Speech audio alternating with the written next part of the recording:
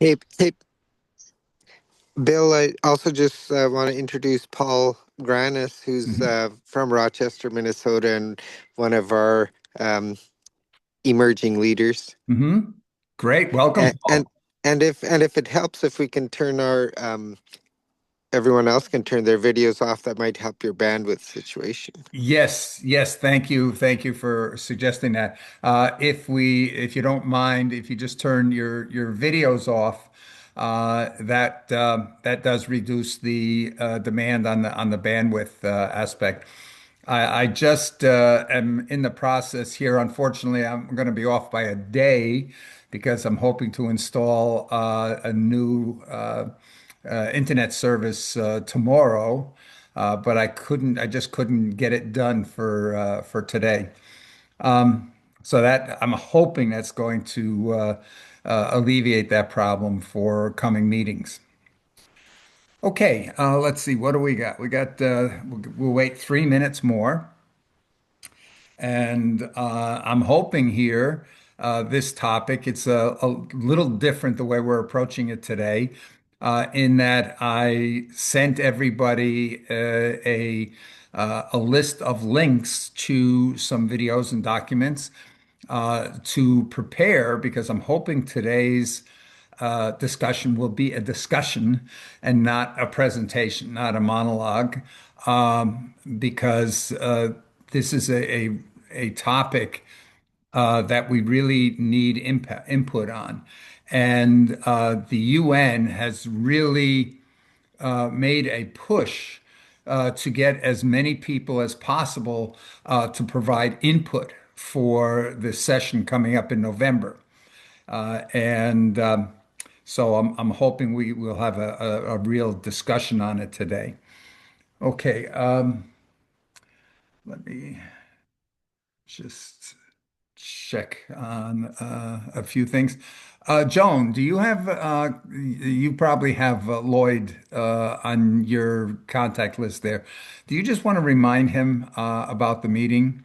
Uh, Okay. because I think it would be really valuable if he could join us. Okay, I'll do that. Okay, thank you. Okay, 2 minutes, down to 2 minutes. Yeah, Bill, would you like Paul to share a little bit more about himself? Oh, yes, Paul, please, if you would introduce yourself. Of course, thanks. I'm happy to fill up some time. So my name is Paul Granis. I moved to Rochester, Minnesota last year along with my fiance, and that's actually where I ran into Ash with some local volunteering opportunities Mhm. with our International Relationships Committee. Oh, good, good. Well, Hmm. our club, we're the Dare to Be Great Rotary Global eClub. We're a little different from most Rotary clubs in a couple of ways. One is that we are globally oriented. In other words, Rotary typically looks and says, okay, international projects are just projects that involve more than one country. We tend to look at global projects and say, we're not interested in how many different parts of the world are involved in a project. We're interested in what's the global impact. So you might find that interesting because while we see opportunities, the way forward as finding ways to engage all the Rotary clubs around the world in projects so that we can create enough impact to move the global needle in the World Bank statistics, for example. So we need the sum of the efforts of all the Rotary clubs, but we don't really get involved in projects that are primarily local in their goals. Um, Freeman, is your are you able to unmute yourself yet?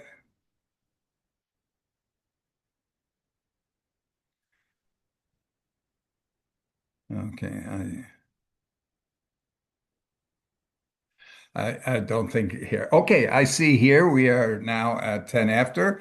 So let me get this show on the road. I'm going to turn my camera on for just a second here. Hi, I'm Bill Graham. I'm the president of the Rotary Dare to Be Great Global eClub. and I declare this meeting on 30 August 2025 to be open. I'm going to switch my camera off now to preserve bandwidth, but I will continue with the introduction to the meeting. Okay, this meeting is a little bit different from our typical topics in that we are not really getting into education or into artificial intelligence, which are two of the main topics. Well, I should reframe that. We're not going to be talking about specific things that artificial intelligence can do and what you can do with it or the like, but we will be talking about how artificial intelligence is impacting the world because our topic for today has to do with the upcoming World Summit for Social Development of the UN that is scheduled for the beginning of November in Doha, Qatar. This is the second such conference. The first being was held in 1995 in Copenhagen and set the stage, really, I think, in a lot of ways, for the Millennium Development Goals, MDGs, and now the Sustainable Development Goals, the SDGs, in that it set the goals to eradicate extreme poverty, to provide good jobs for everybody, to be able to sustain the reduction in inequality. And the third was to encourage more inclusion around the world so that there's less discrimination based on anything, really. So those are the three main goals.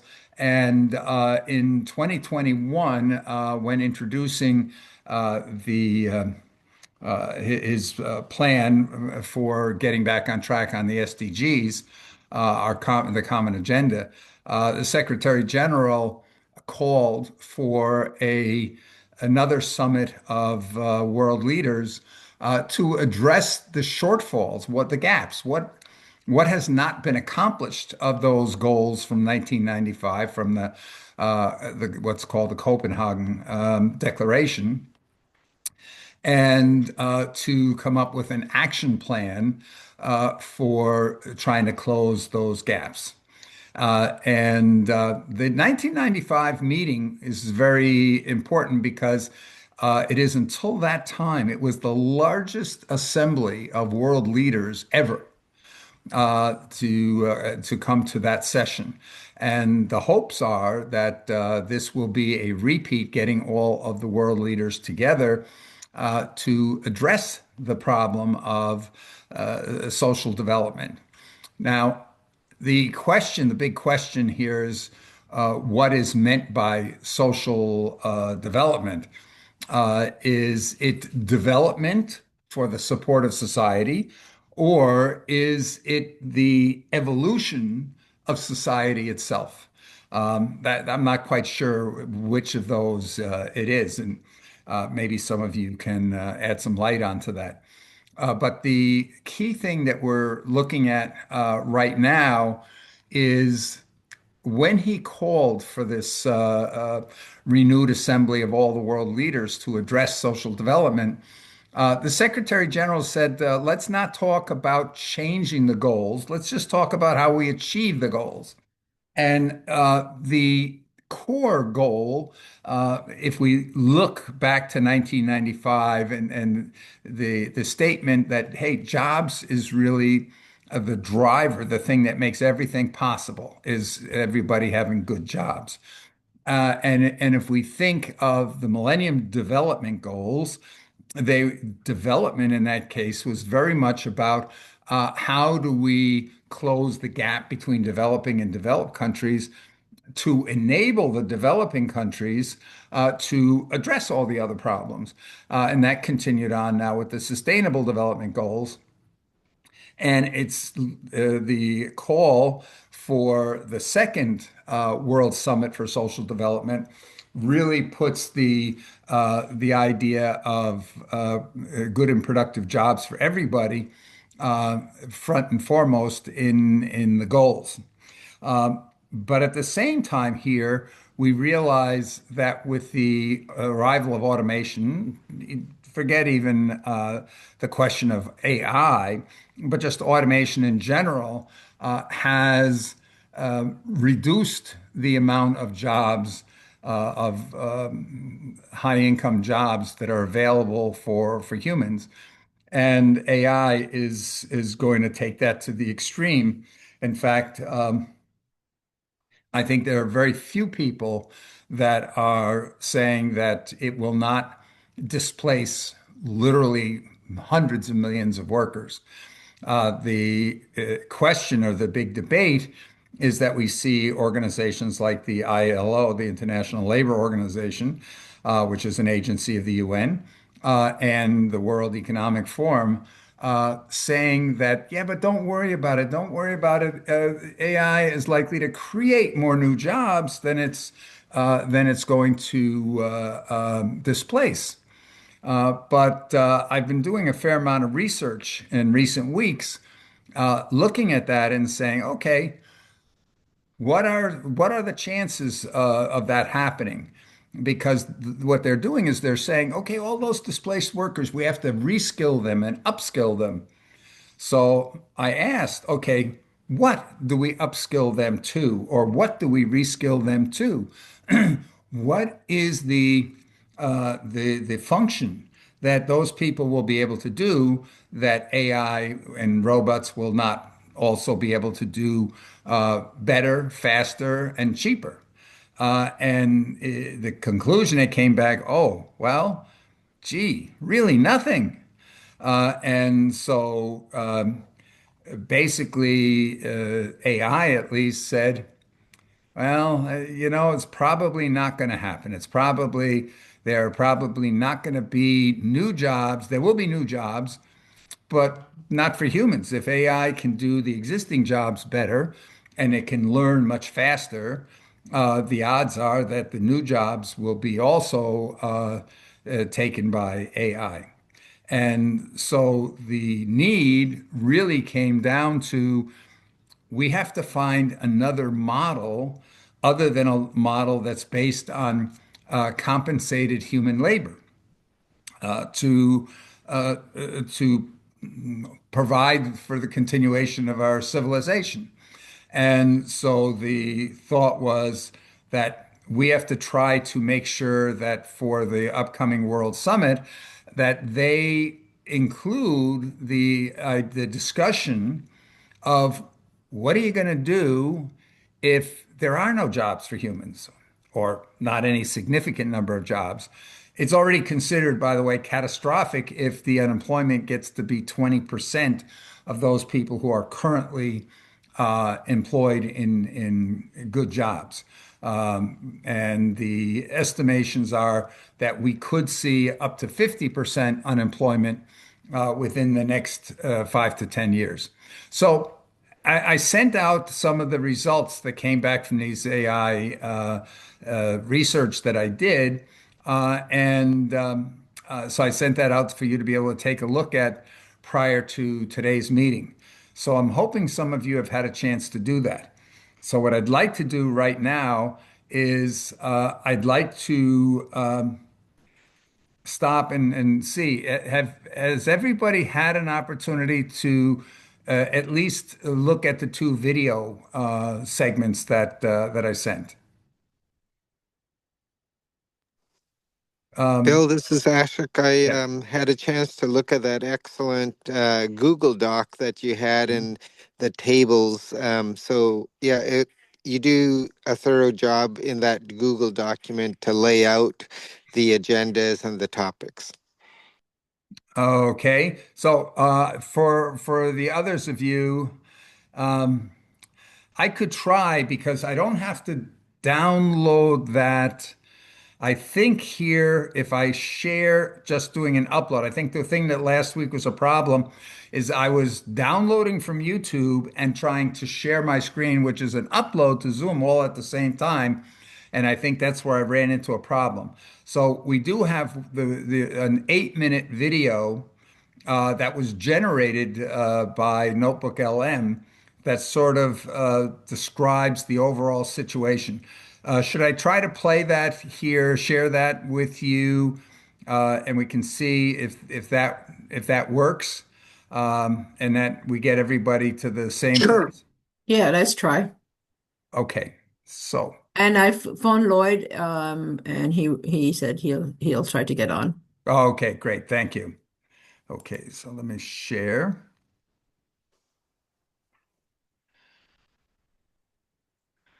Okay. Yeah, and Bill, while you're sharing, I can just also add in August 2019, the United Nations held um, convening called the Civil Society Conference in Salt Lake City. It was the Yes, first time it was done yes. outside of the New York area, and it was a very good overview of what you're about to talk about. And panels were gathered on how to address progress in each of the 17 goals. There's also an SDG 18 that by the space agency, and that might be something to also include in future planning. Right. Yes, I'm glad you mentioned the August 2019 conference because I was actually going to go. I was working together with the Department of Global Communication at the UN at the time. They have a youth executive committee. Well, at that time they did, as well as a civil society executive committee, and I participated in a lot of their meetings, and so. But I did not realize the magnitude or the importance of that conference here, so I skipped it, and I really reject or regret having missed that meeting at the time. But and as far as the space goes, I think we have to be a little careful because as many people have pointed out, we've got so many problems right here on Earth that unless we can show, oh yes, thank you, yeah, Lloyd. I'm glad here you can do that. Lloyd, do you have the capacity to record this meeting in its full as well, or somebody else? I heard that it's being recorded when I Yes, enter. no, I am recording it, but last week, even though I was recording it because of my unreliable internet, it only recorded bits and pieces. It didn't record the whole thing. So I'm Well, just I can only record from the time I arrive. yes, no, I realize that. Okay, but I want to just if you can request to record, and I'll authorize you to record, and so we have a backup. I just want to have a backup because I think this is an important meeting. Am I not already going? I see a Fathom note taker should be going. Yeah, your note taker's on, but can you record the actual meeting? The You mean the video? yes, All right.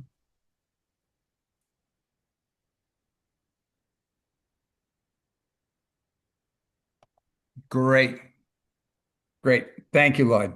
All right. Okay, so let me try to play this, and hopefully, if there, please, if you're having any kind of a problem with this, let me know because I don't necessarily see when the bandwidth is if it's I'm freezing up or whatnot. Welcome, curious minds, to another deep dive. Today we're peeling back the layers on a topic that touches every single one of us. Oh, The very sorry, I want to actually, it's the other one I want to do first. Um, okay, hold on. Are we it's supposed to be seeing any video or No, is this just that's why I audio? want to. It's the other video that I'm trying to.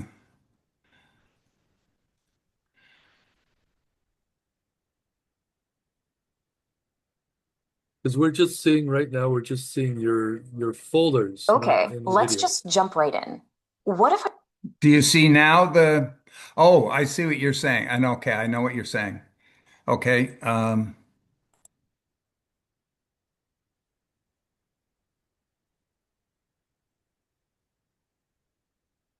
Okay, do you now see the post-work revolution screen? Yes. Okay. Okay, let's just jump right in. What if I told you the whole idea of having a job might soon be, well, obsolete? Sounds like sci-fi, right? But seriously, the very foundation of our society is starting to shake. We've got to talk about what work even means anymore and what happens when it's gone. So, to really get a grip on where we're headed, we have to get real about where we are right now. And the picture isn't pretty. Look at this. A massive 60% of people on this planet feel economically insecure. I mean, they're living with this constant fear that their job could just vanish. And at the exact same time that this fear is spreading, the money is all flowing in one direction. Check this out. 65% of us live in countries where the rich are getting richer and the poor are getting poorer. That gap isn't just big, it's getting wider every single day, and it's literally tearing our societies apart at the seams. And you know what happens when you combine all that fear and all that inequality? Trust just evaporates. Fewer than 30% of people feel like they can actually trust each other. Think about that. How are we supposed to fix any of our huge problems if we can't even trust our neighbors?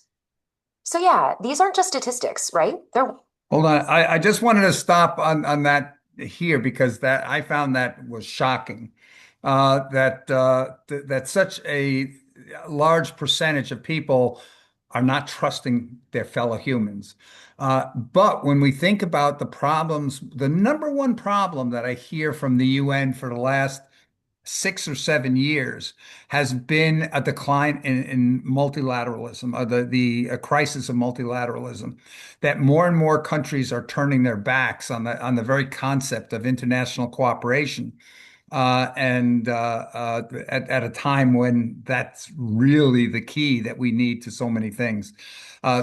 Before I continue on that, does anybody want to make a comment on this idea of the polarization of wealth and the decline in trust that's taking place? Anybody want to comment on that, please? Sure, Bill. It's Ashik. I'll comment from the health perspective. Um, it is true that when a human or any species gets into crisis, that they turn inward, that they try to protect what they have and how they're living in order to find some restoration of safety and well-being in order to then get to flourishing and thriving. I think as a global response to, for example, the COVID catastrophe, we as nations and as neighbors have that safety alert in progress. Um, that would be my one observation. The other was from a psychological and mental health perspective. I'm reminded that in order to restore hope and trust, one of the first things we need is to find psychological safety. And these days, with the additional layer of domestic violence or civil unrest with physical violence, we're having both um, psychological safety, physical safety, and moral distress in our decision making. If those things help. Mhm, mhm. Yeah, I think it's important to note, we sort of think, oh, when times of stress or concern, that we should pull together and work together to overcome the problems. But it sounds like what you're saying here is that it's more likely when there are things or problems, instead of going and saying, okay, let's just all join arms and solve these problems, we focus on how do we protect us, just focus on us first. And that may be a little bit of the problem here. But I think it also has to do with the message of hope. When if we just talk about, okay, how do we protect our jobs? How do we create more jobs? And there, a lot of people don't see a lot of hope in that, they start to get into that mode. Well, how do I protect what I've got? And so this is maybe why the idea of saying we can't defend, we're probably not going to be able to solve the work problem, the jobs problem. So, but if we can go and paint a future that is not dependent on the jobs, then we can get back to giving people hope. We see the drivers, the main drivers of AI, they're saying, what are you all concerned about? We're heading towards a world of abundance. AI and robots are going to be able to satisfy every need that all the humans have. We're not going to have hunger. We're not going to have poverty. People are going to have all their basic needs satisfied. And so you should be saying, "Wow, that's hopeful. We can look forward to that if we can find a path where people believe that's what's going to happen, and not that we're going to end up with 2 to 3% of the people owning all the AI and robots, controlling the whole world." So that might be a little bit in that direction. Joan, yes, you had your hand up first. Yeah. So the question was about the fear. And I think that fear always existed, but now we've coupled it with greed. And so what happens is that people who are greedy are countries that they celebrate greed and make money at any cost for anything. And they're celebrated because after they've done all that work of sort of putting the thumb on other people, then they give away money and we're supposed to adore them. So like we have to get out of this mindset that rich people are wonderful and uh, they don't want to share. If they made $1 billion last year, they want to make 2 billion this year. And there's a cost to that. There's a cost to people, there's a cost to the structure of society, and there's a cost to the especially the environment. Mhm. So how do we get a society to move from extracting to giving? And I think that's where the problem is. Like we can't just say robot is going to solve everything when the people with money are going to make sure that they have everything. Mhm. Yeah, I think that was something that's maybe a little bit brought out a little later in this video. So I'll get back to the video in a moment. But the issue is technology the problem, or are the humans that are using the technology the real problem, our human nature? Well, we Deep. say that about guns as well. Yeah, Is it a yeah, gun shooter or not? But in the US, look at how many shootings goes on. yeah, yeah. So, we have to trust those. We're saying we're going to trust those people to do good work. I don't think so. Well, but that's Anyway, why it's up to us that when conferences like this come up, when the decisions are being made, we can't just be silent. We can't just say, "Well, they're not going to do what we need anyway, so why bother trying?" well, we have The to try. Exactly. The key Yeah, thing is, there's nothing that's truly impossible except that which is not attempted. yeah. And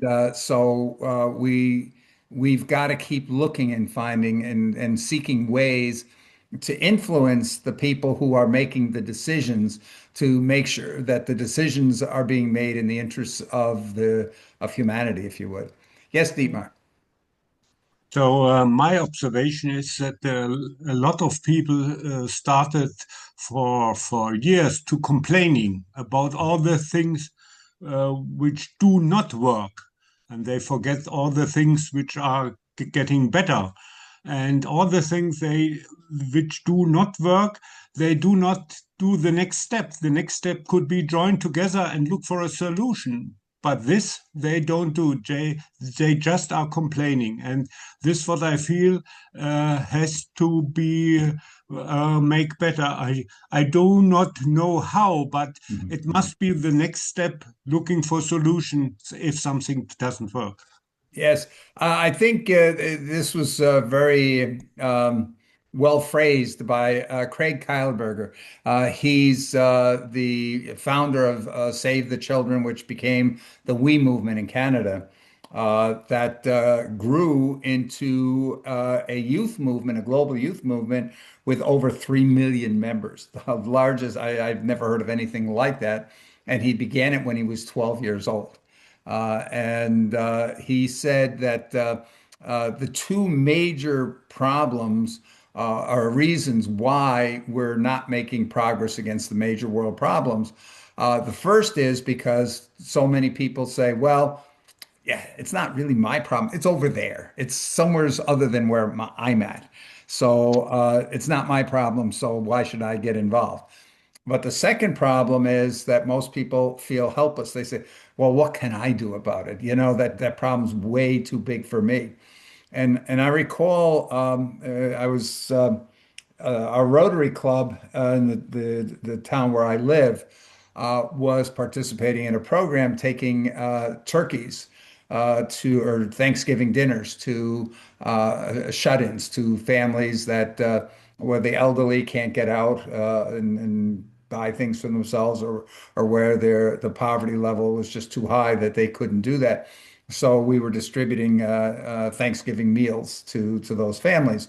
And the person I was riding with was a member of the local Optimist Club. And I was describing here that how our club is saying, look, the real problems are we've got to work together. We got to work together and we got to do it globally. We see the impact of the global north saying, well, we'll focus on us and you in the global south, that's your problems type of thing, that the situation just keeps getting worse and worse and worse. And I was describing it to him, and he stopped me very quickly and said, no, that's way too big. You're breaking my head. So I can't think about international problems. Basically, and that's a big chunk here. We've got to find ways to give people faith that their actions and opinions can make a difference. And I'm not a believer. In fact, I get very discouraged when people say every little bit helps, because I always heard that in conferences at the UN, every little bit helps. And the problem is when everybody thinks everybody else is doing that little bit, then they sort of feel, well, if I don't do anything today, it doesn't make any difference. And what we really need to do is we've got to learn to set the goals. The goal is not just to do some little bit. And I'll give a good example. We talk about planting trees, the loss of green cover in the world, and how that's impacting global warming and the oxygen levels and everything else. And if we remember, Ian Risley, he was the Rotary International president around 5, 6 years ago, and he called for every Rotarian to plant a tree during his year of presidency, and that would have been 1.2 million members at the time. And I thought that was great. And I saw some Rotary clubs around where I live that held tree planting parties. And they all went out and planted a tree, and then they went and hold on a minute, I just want to okay, they patted themselves on the back and said, "Wow, look at this! We planted a whole bunch of trees. We planted 50 trees." And I think, "Oh, that's really great." But then I went and I did some lookup, and I saw that the world loses about 600,000 trees an hour. And so 1.2 million trees would offset about 2 hours worth of annual tree loss, which is about 1/4,000th of what is really needed just to even stay even.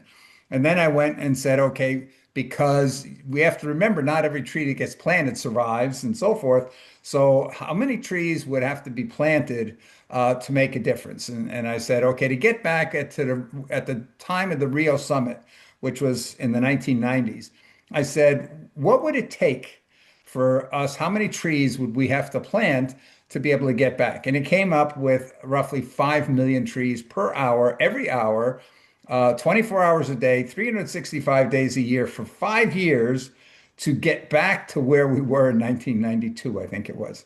And so we have to realize that so much is dependent on the goals. Michelangelo said the problem for most people is not that we set goals too, or they set goals too high and fail, but they set goals too low and succeed. And for us, it's so important that we figure out a way that we have to set the goals to what's needed. And even if we don't know how to do it, we had to set them the way because that's what's needed. And then we can start applying our brains to figuring out how can we do that? How can we do what's really needed? And I think of Thomas Edison, that everybody said he was such a failure because he failed such a high percentage of the time on his experiments. And as he said, I'm just eliminating the ways that don't work. And so I think here that for us, if we can get even in, especially Rotary, what bothered me so much was to think that the biggest association of business and civic leaders in the world was able to accomplish 1/4000th still of one issue that the world is facing. And I said, well, if we got the biggest association of world and business leaders, and we're not even handling a fraction of a percent of the world's problems, that's really our problem. We've got to sit and back off and say, what does the world need? And then try to figure out how we can do that. Yes, Daniel, you've had your hand up for a while.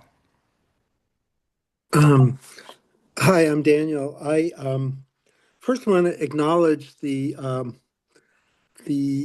optimism in the room, and I think that that's really potent and inspiring. So I just would like to just say that's like massively beautiful. And then there's two other concepts I wanted to bring up. One is that the haves, the rich, the wealthy, the rulers of the world, there's this concept that, they don't care. They want more, more, more, and they trust that they're going to do what's right. And that's playing out in US politics right now. And and that no matter whatever we say here, they don't care because they hold all the cards, all the marbles. They want more marbles, and they don't trust anybody but themselves. And so that's like a somewhat of a pessimistic view. And then the last comment is that there's an important part of human nature, and it's kind of comes out of masculine energy called purpose. And I wouldn't call it lazy, but I'd like to put the least amount of effort into getting the greatest results. And so when I work with other humans, often the problem is their purpose. Why are they here? Why are they taking up the oxygen? And so when you get people connected to Earth and their lives and into their purpose, that is a magical elixir that can transform one person's life in a very quick amount of time. The other duality of that is creation, being able to create. So I think that these are important concepts that are playing, and the haves, the powerful, rich, um, are out of their. This may sound judgmental, out of their, purpose of why they're here on Earth, and living. And so, I just think that that would be an economical way to help us move forward. And again, I would like to acknowledge, and I'm really inspired by the optimism in the room. Mhm. Well, thank you. Thank you for the comment. I think you've hit upon several points.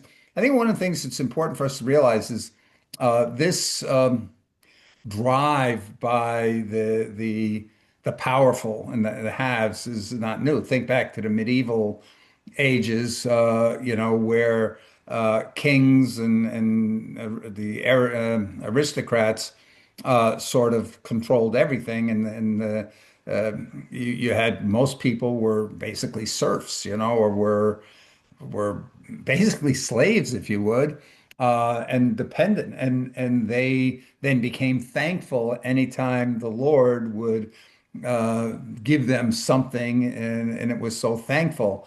And so this idea that somehow instead of us going and saying, how do we create a more equitable world, we go and cozy up to the haves and try to get some crumbs that way. So that I think is something that that we have to sort of recognize. But I think the key thing here, and I appreciate the comment on the optimism, because so many people call me a doomer because I go and I say, hey, AI is going to replace all the jobs, and AI is going to cause this problem and it's going to cause that problem. And I had my grandchildren here. We only see each other maybe every couple of years because they live in Germany, and I'm here in the States. And it was very interesting because they sort of felt I was a doomer because I kept saying, you got to think about your future. You got to think about, what's the world that you're going to be living in, what's it like, and so forth. But I look at it this and say, it gets back to that goal setting, to set it your goals at what's needed. You have to start off recognizing what the problem is, recognizing that there is a problem, because only then can you come up and try to find a solution to it. So I look at the discussion of problems as not being defeatists, but being an optimist, because why would I bother worrying about the problems if I don't think I can do anything about them? So it starts off with looking for the problems and trying to figure out what we can do about them. I view that as a very positive and optimistic outlook. Okay, Can I just say something quickly? sure. Just because somebody says something does it shouldn't be labeled positive or optimistic or pessimistic. If you're looking for critical input, then it's just bringing up the issues. And Yeah. if we don't identify what the problems are and how we're going to solve them, and how can we solve them by knowing what the problem is in the first place, it's not positive or negative. It's just what needs to happen. Well, it's a little So bit if defeatist, I think, here. If you sort of say, why should I bother thinking about it? Because No, I no, can't do but anything with it. you don't ask that question. Yeah, It's not exactly. that what should I bother? It's how can I? Yes, yes, That's all exactly. I'm saying is if you don't understand the critical issues, you can't ask how can I do something? Right. Yes. Ashok, yes, please. Oh, I really like Joan's comment. So let's finish the notebook LM video, and then I can add a few more comments. But yeah, thank you. Okay. So continuing then with the video here. Warning signs. They're symptoms of a really deep crisis, showing us a world that feels like it's spinning out of control. And it makes you wonder, how did we get so far off track? It's wild because about 30 years ago, world leaders got together and made all these promises about building a better, fair world. But now the UN is basically screaming from the rooftops that we're dangerously off course. We're not just failing, we're actively going backwards. And the UN's new report really breaks it down. They call it the three deficits, which sounds a bit formal, but it's basically a perfect storm. You've got this pervasive economic insecurity, right? Then you have entrenched inequality. And finally, the erosion of social trust. The scary part is they all feed each other. Fear makes inequality worse, and that inequality destroys trust. And without trust, well, good luck fixing anything. And if you need a number to really understand that inequality, here it is. Just since 2015, the top 1% have grabbed $33.9 trillion in new wealth. Let me put that in perspective for you. That is enough money to wipe out global poverty 22 times. Okay, I have to stop again here at that point. What are your thoughts on that comment? I don't know here because I look at 33.9 trillion. Yeah, that's a lot of money, but can it solve the poverty for 8 million people or 8 billion people? I was trying to do the math on that and never really got it finished. Your thoughts on that amount of extreme comment. Bill, just a quick comment. Several years ago, maybe around 2000, I was in Kenya in the Maasai and the helping the poor there. And it turned out that the UN had a 50 years is enough campaign where they were proposing to resolve the debt of the lowest countries so that they could actually get out of debt and become another chance to build that. So I do think there is compassion and there is uh, a way um, to start some of the resolution that you talked about. But as Joan and Daniel mentioned, we have to get to a point of shifting our consciousness from greed and taking for whatever the work is to charity and giving. Mhm. Um, I think here the one of the questions is we go forward and say, okay, the existing model, and I want to be very careful on this because I've been a proponent of education for so long, as education is a way to give people opportunity to compete. But one of the things that AI brought up in this is that the whole concept of when you talk about reskilling and upskilling for a decreasing number of jobs, what you're doing there is you're helping a ever smaller percentage of the population be able to do all the work that all the population would need.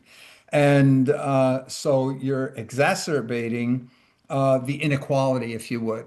Uh, and so we've got to be a little careful about the concept. But the very idea of market-driven economies, supply and demand, especially when you start talking supply and demand, not of the products that people are making, but of the labor of humans. There's supply and demand there. We see, these sports figures now signing $100 million contracts, or you see Meta offering hundreds of millions of dollars of signing bonuses for the top AI scientists in the world. And we shouldn't be surprised to see that the top few percent is garnering a greater and greater share of all the wealth. And well, I'll let this continue on because it'll bring up itself some of the examples and issues that on this. So let me just continue. So the issue isn't that we don't have enough money in the world. It's about who's holding all the cards. Okay, so while everyone's trying to figure out how to fix these massive systemic problems, something else is happening. A huge technological wave is about to crash over everything. And I'm talking about AI. This isn't just another app or a new gadget. This is a game changer that's rewriting the entire rulebook. For decades, the plan was always the same. I mean, since 1995, the global goal has been super simple: full and productive employment for all. That was the dream, right? The ultimate sign of a healthy society was that everyone had a good job. But here's the twist. What if that goal is now completely wrong? I mean, what if chasing jobs for all in an age of AI is not only obsolete, but actually dangerous? There's a growing idea that holding on to that old dream is actually what's holding us back. And that brings us to this really radical, kind of mind-blowing concept: a post-work civilization. Now, hold on, this isn't about everyone being unemployed and miserable. It's the opposite. It's a society where we've used technology to deliberately break the link between having a job and being able to survive. The goal is to free people from forced labor. So this is really the heart of the matter. We're at a crossroads with two totally different maps for the future. On one side, you have the decent work agenda.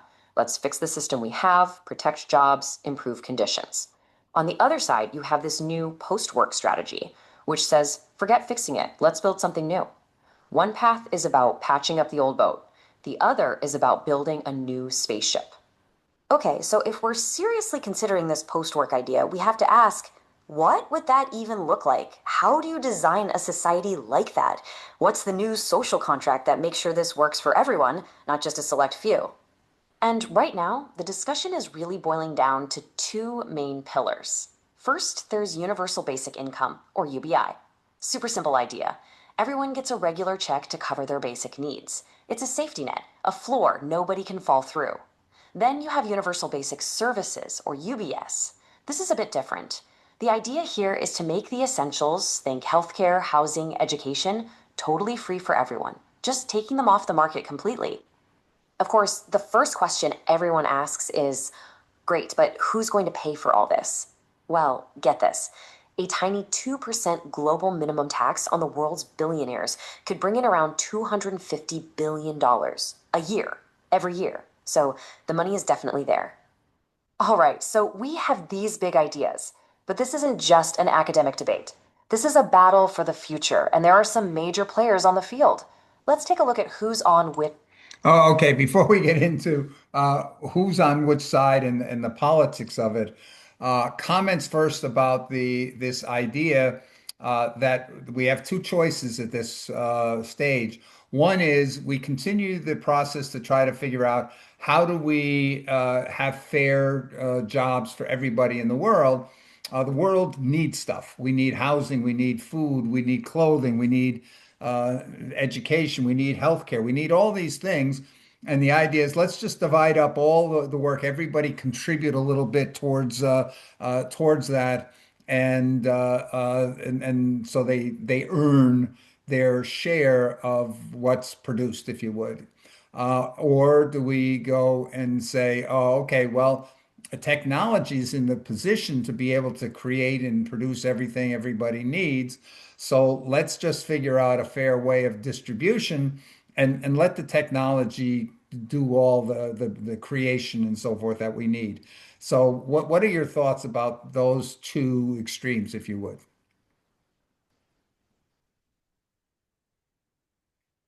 Paula Moon's had her hand up for a while. What's that? Paula Moon has her hand up for a while. Oh, okay. Oh, why am I not seeing that? Okay, yes, Paula. Yeah, I I have something to say because I like actually society projects a lot. So that's why, I mean, besides that I'm taking a class on Saturday, but today for some reason I woke up early.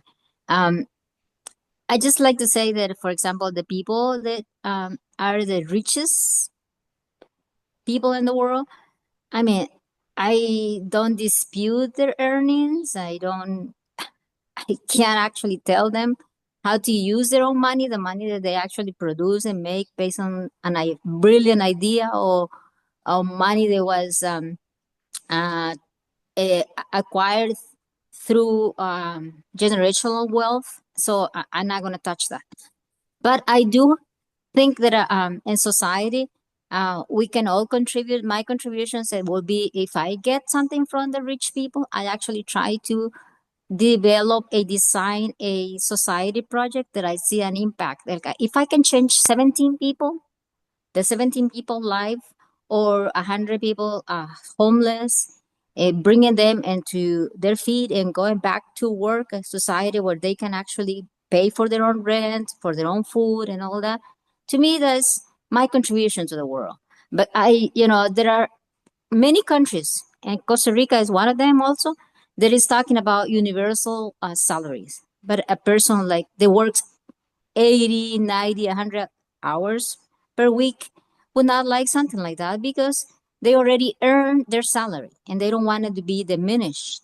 So, I mean, I don't like to get into those debates because usually the people, and I'm not saying all of them, they like the distribution are are the ones that do the less.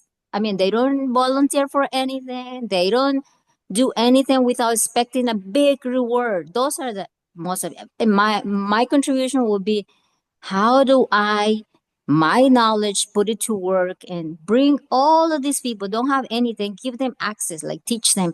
I mean, your kid, you can actually do all of those things for you or have a better schooling for them because through education is what I think people can actually move up in society. And now regarding AI now, there's a lot of issues still that I just not gonna take sides on which one. Not, it's not that I'm opposing AI, but I think too much maybe ahead. And I'm thinking that there is has to be at one point where we need to actually have some ethic on that, because sooner or later we're gonna pay the big price for that. So that's, I mean, I'm all for society project, but a practical society project, and not for redistribution of the money of the wealthy people because they acquire the money with a brilliant idea or through generational wealth. So they own that. I mean, the only thing we can do is bring up something and so that they can actually join us. Not because they're afraid that they're going to be having their money taken away from them, but that they can do something about it. Mhm. That's my my Yeah. contribution. Actually, I think you hit upon several points that are really important. One of those is when we talk about, and it's getting into this in this next piece of the video, is the different players and their positions. The one thing it didn't bring out that it was brought out in some of the other papers was that if we just allow things to unfold, and the percentage of people who own all the AI and the means of production, which is getting to be smaller and smaller because most companies today in developed countries, when they have a surplus, they don't distribute it to all of their shareholders necessarily. They use it to buy back stock. And when they buy back stock, that means there's fewer and fewer people that now own those companies. And so the projection is at some point that everything in the world will be owned by only 2 or 3% of the people.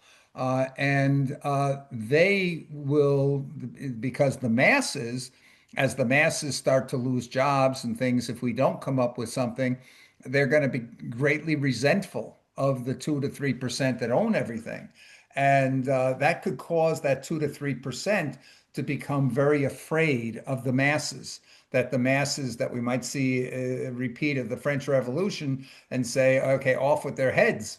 In fact, one of the Mark Cuban, one of the billionaires here in the United States, has warned his fellow billionaires that they're going to come after us with pitchforks if we don't find a way to stop the extreme polarization of wealth. So that's in the one side.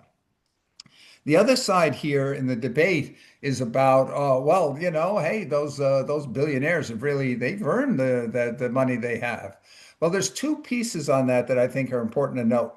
If we look back in the mid 1960s to 1970, the CEOs of companies on average earned about 20 times what the median income of the employees of that corporation were. Right now, CEOs typically get 300 times the median income of the employees of their companies. So the question is, gee, does a CEO, were they really worth 20 times before, 20 times what the other workers in the company are worth? And now, are they really worth 300 times? We see boards firing CEOs and giving them hundreds of millions of dollars of severance, if you would, packages. So, one has to say, is it the case of a certain class protecting others in their class? Saying here, oh, you poor billionaire, you're losing something that you have. So, but it's only fair we give you billions or millions of dollars or hundreds of millions of dollars because that's what a poor person in our class gets. But if you're of a working class, say, yeah, we'll give you $40,000 as a severance because that's all your class is worth. So that's one aspect of it. The other aspect is a lot of people say a lot of that generational wealth, where'd it come from? Oh, somebody here went and they annihilated a bunch of Native Americans and stole the land. Or it was some king who went and declared war on their neighbor and took over their neighbor's property. So where did the wealth come from and through what means? And the fact that you didn't do it, that your grandfather did it, is that really absolve you from any responsibility for restitution? So anyway, those are a couple of other thoughts. Does anybody have any other comments on those aspects before we continue? So I just want to say something regarding the future. Like, I think that having talks like this is really good because we can look at the situation and how to resolve it. But one of the things that I keep hearing is that the automation is going to come between 5 and 10 years. And so, I mean, obviously it's happening now. So I think one of the social agendas that we should be having is to have some sort of awareness campaign to the general public so that the shock isn't so great, so that they're being able to prepare for that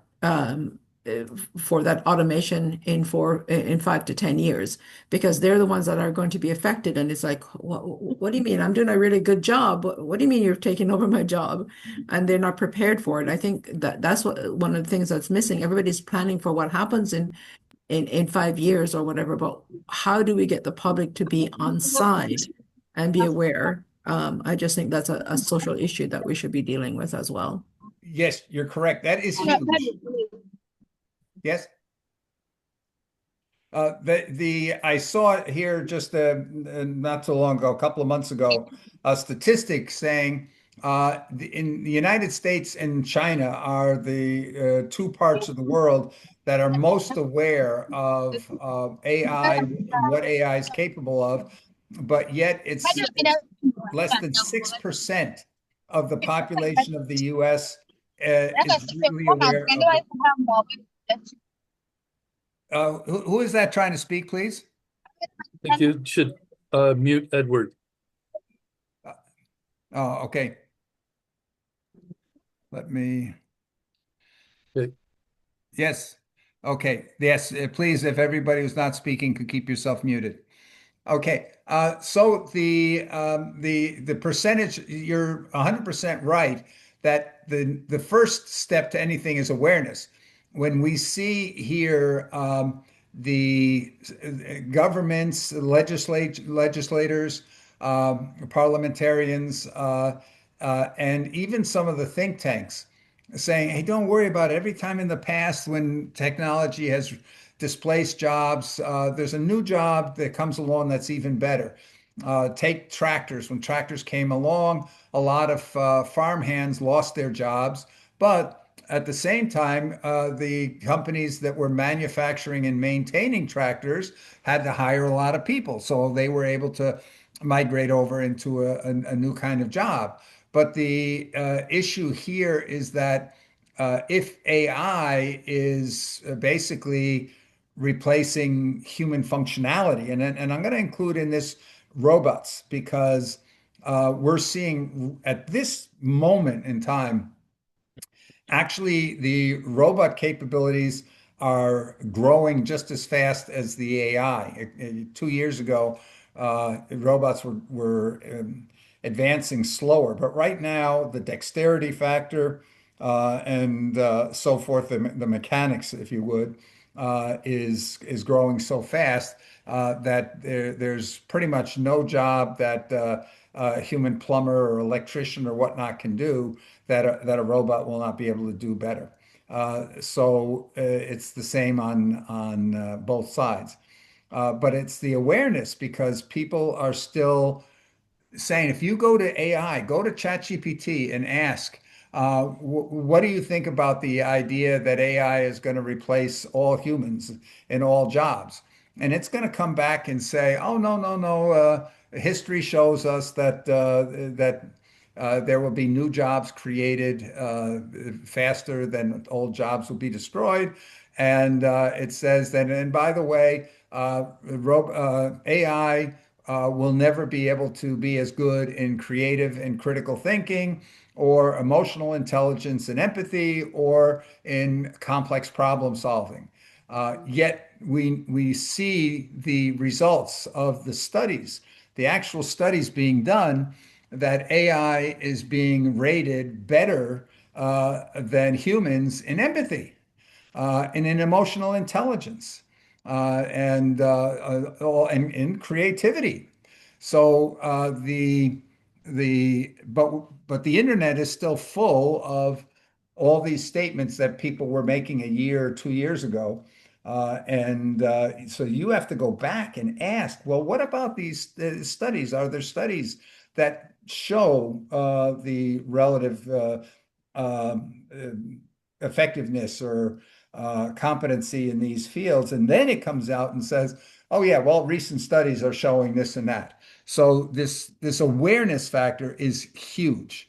And this is a big problem. Humans don't like change. And so we see here, just like the Secretary General saying, don't change the goals. Let's just go and change how we're getting there. Well, the goal of saying we're going to provide full and productive employment for everybody, if you're not aware of the fact that we're destroying jobs here right now, there was a 20% drop in the number of jobs in entry-level jobs in computer software development just in the last couple of years. So we just need this awareness is really critical. Okay, so let me continue. Oh, Yes. Bill, Yes. sorry, Bill, this is Asher. Can I add a few comments? Yes, I just want to, somebody else out there, you need to mute. It's Edward. Edward, could you please mute yourself?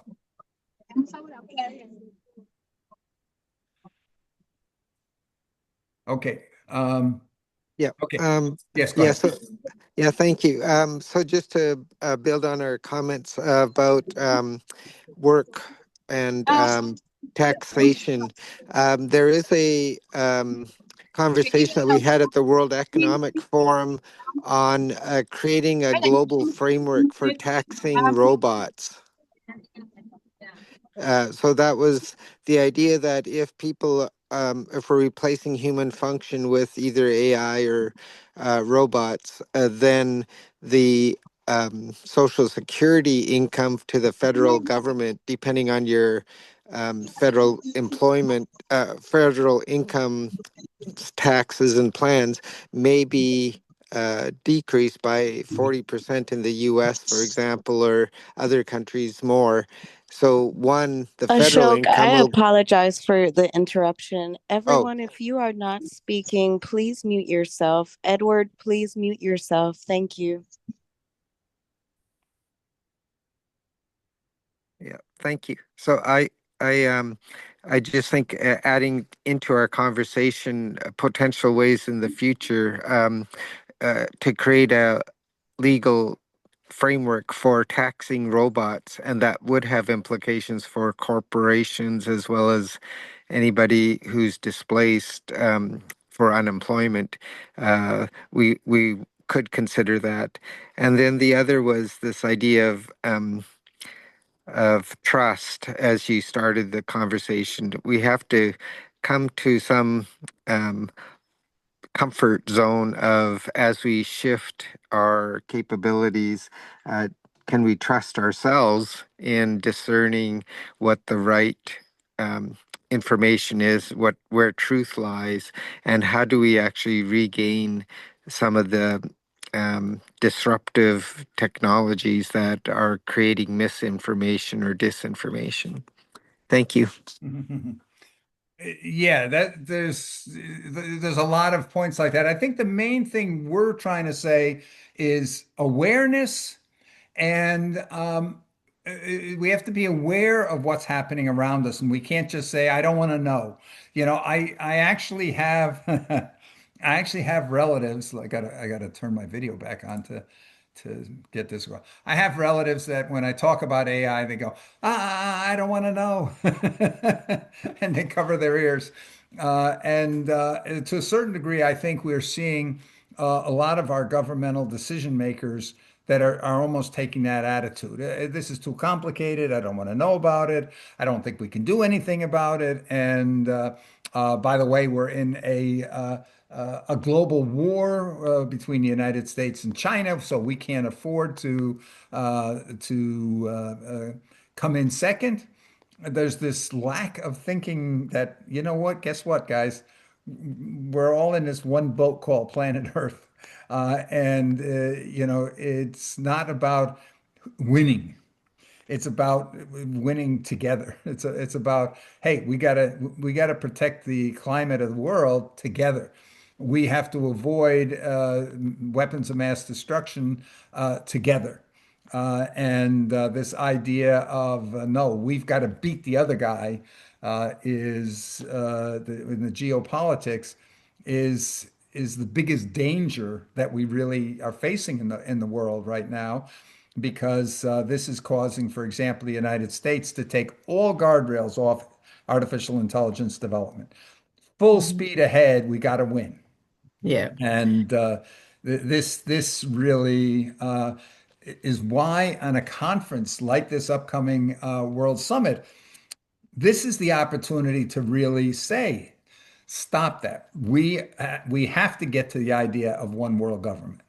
Mhm. Either one world government or no government. I don't know which is it, but we can't be going and saying, okay, no, we're going to see if we can't get the top five nations of the world.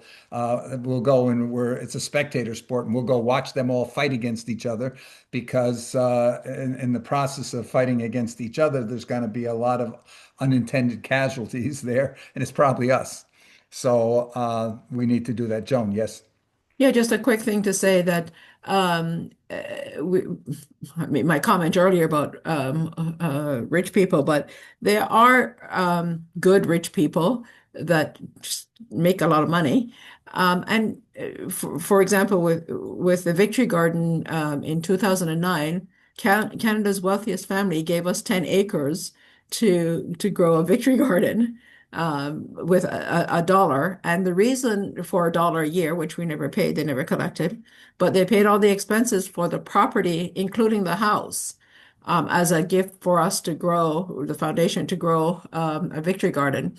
So if you can cue into something that is intrinsically serving to the community, they will back you. There are those that will come and say, yes, I have this infrastructure, or it doesn't have to be necessarily money, but they can help you with a lot with connections, with the legal stuff, introduced us to a lot of, their kind of connections. So if you create an awareness of what is going to happen, there are people in general, whether they have money or not, because people are people, first of all, they can come on board and help, especially those within the technology field, because that's who's going to make a lot of the money. So, it's two sides of the coin, right? So anyway, just wanted to say that. Yes, it's an interesting thing because you said earlier about the people who amass great wealth. Sometimes, is it an equality thing? I can remember I worked one time for one of the biggest corporations in the world, and a senior vice president came on board who was very, very young. And it's sort of, well, wow, that person must be really smart or whatnot. And no, it just turned out that she was the daughter of of a very influential person in that corporation. So did she earn here that right? So we see here that within the classes, you sometimes have people at the upper class that make a lot of donations. And as Joan pointed out, then they're saying, "Hey, you should be so thankful here because I'm going and distributing some of this funds that I actually got maybe through some questionable means." But they generally it's being done in a way to preserve the class difference. In other words, there's very few people that are going and saying, I'm going to give away so much money that I actually am going to fall into a lower class. And that is, that's going to be, I think, a major issue coming up because we don't want to create a new class of aristocrats that stay aristocrats and sort of feel, okay, well, they're the ones that should be making all the decisions because they have the means, and a lot of what they do is intended to preserve their position and preserve their class. Whereas instead of saying, hey, no, we're going to try to create a situation where everybody more or less has equal opportunity. Because let's face it, you can go and get all the education in the world, and you may still lose out for that position or whatnot to somebody who happens to be the child of somebody of a different class. Anyway, so that's a factor there. Let's continue on and uh, get through to the next section of this, which is looking at who those players are and what is their interest and what is their position. So look. Oh, Bill, can I say something? Sure. Okay, is the reason why we're looking, I read your in detail what you send us. Yeah. I didn't watch what you sent us, but is the reason that we're looking at this because we want to propose something as a group? I just want to know where. Oh, okay. No, What is no, the very, objective of very, this? thank you very much for that question. Yes, I think here we do have something we want to accomplish. And it's not to tell people this is what the answer has to be. It's really making that awareness that we're facing, we are moving towards a major problem, and we need to have the decision makers that are attending conferences like this World Summit on Social Development, that they consider what could be happening, and they take measures for contingencies to make sure we don't get ourselves into a situation where we no longer have time to try to come up with solutions. And as a result, we have to sacrifice huge amounts of the world population because they've allowed us to get into a situation where we cannot all survive. And so it's just really the awareness to say, hey, at least look at it. Don't just stick your head in the sand and pretend it doesn't exist. Right now, it's sort of that old adage, hope for the best, but prepare for the worst. And right now, we're not seeing the preparation for the worst.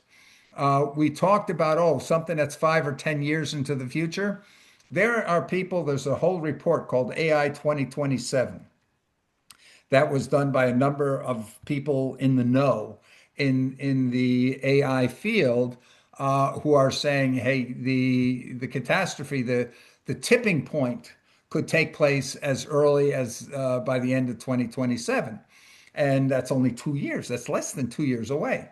The if we look here at what the worst situation could be, is if all of a sudden such a high percentage of people lose their jobs very quickly. And some of you on this call may say, what are you talking about? That's not going to happen. There's no way. It'll be a gradual loss. Well, think about it here with cloud technology and AI. If somebody comes up with a way that would enable you to reduce your costs in your company by huge amounts by just pushing a button on a cloud app that all of a sudden will take over certain functions for your business at a fraction of the cost. If your competitor does that and you don't, in a couple of months you could be in trouble, in serious trouble. So that's why they're saying the AI, they're talking about the AI cliff with computer software in general.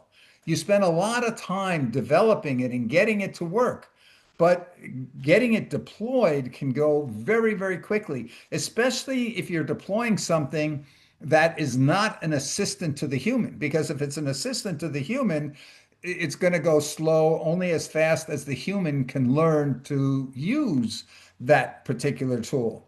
But if it's a replacement for the function, if it's the equivalent of outsourcing a department, and it's just a matter, I sign the contract and online, and boom, this other agency is doing all the work for us, then that happens very quick. And this, so our goal here is we would like to go and get the organizers and participants of the World Summit for Social Development that's scheduled for November to get on the agenda that you must have. You must recognize that there is a possibility, a potentially strong possibility, that within the next, and I said here 3 to 15 years, because we don't know for sure how long, but I think pretty much everybody agrees that in 15 years,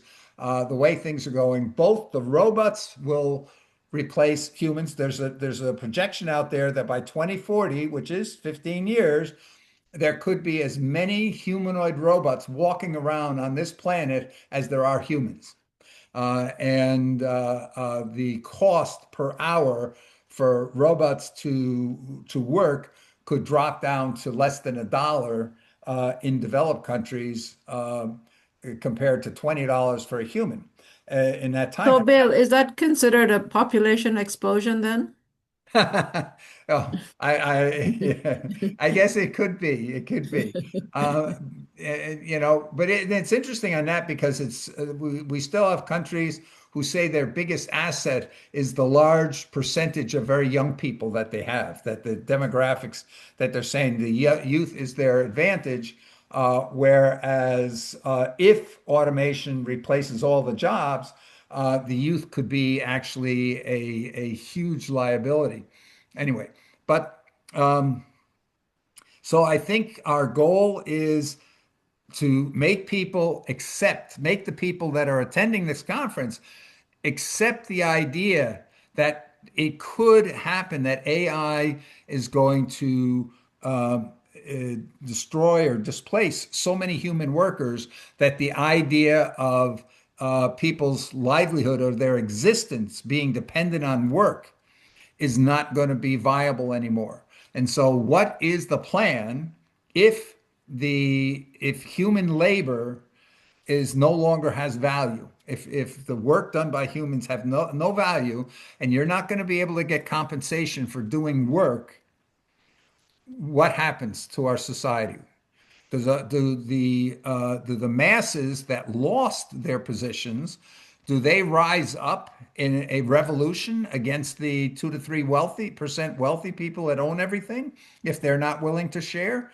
And if the wealthy become afraid that that could happen, did they take a preemptive strike and say, no, we just have to get rid of the bottom 97% of the people? They're a danger to us and they're causing all the global warming. If we just eliminate the bottom 95% of the population, we're protecting ourselves and we're protecting the world.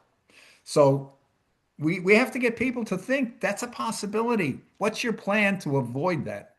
If you don't have a plan to avoid it and it happens, what then? That's, I think, where we're at. Does that make sense, Paula?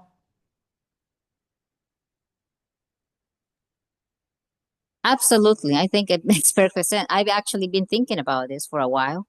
And sometimes I think if we don't prepare, if we don't actually uh, put in the educational system the ethics, we are going to be facing a humongous problem.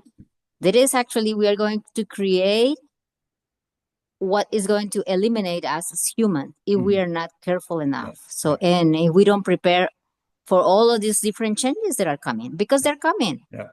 And we have to be careful when we use the word ethics, because when we think, why do businesses exist? They exist because they believe they can satisfy somebody's need or want better than others.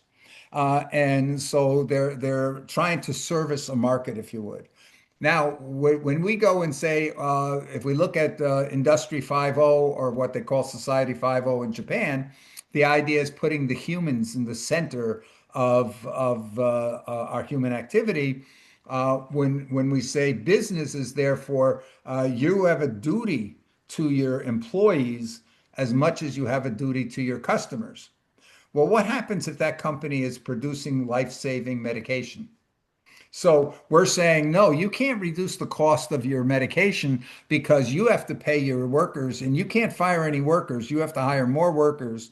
Therefore, we're going to deprive a lot of people who need that life-saving medication. So ethics are very complicated to manage. But if that's only if we're going and saying we're living in that competitive world. If we're saying, hey, robots and AI, you guys make everything. We'll just tell you what's needed out there, and you provide it.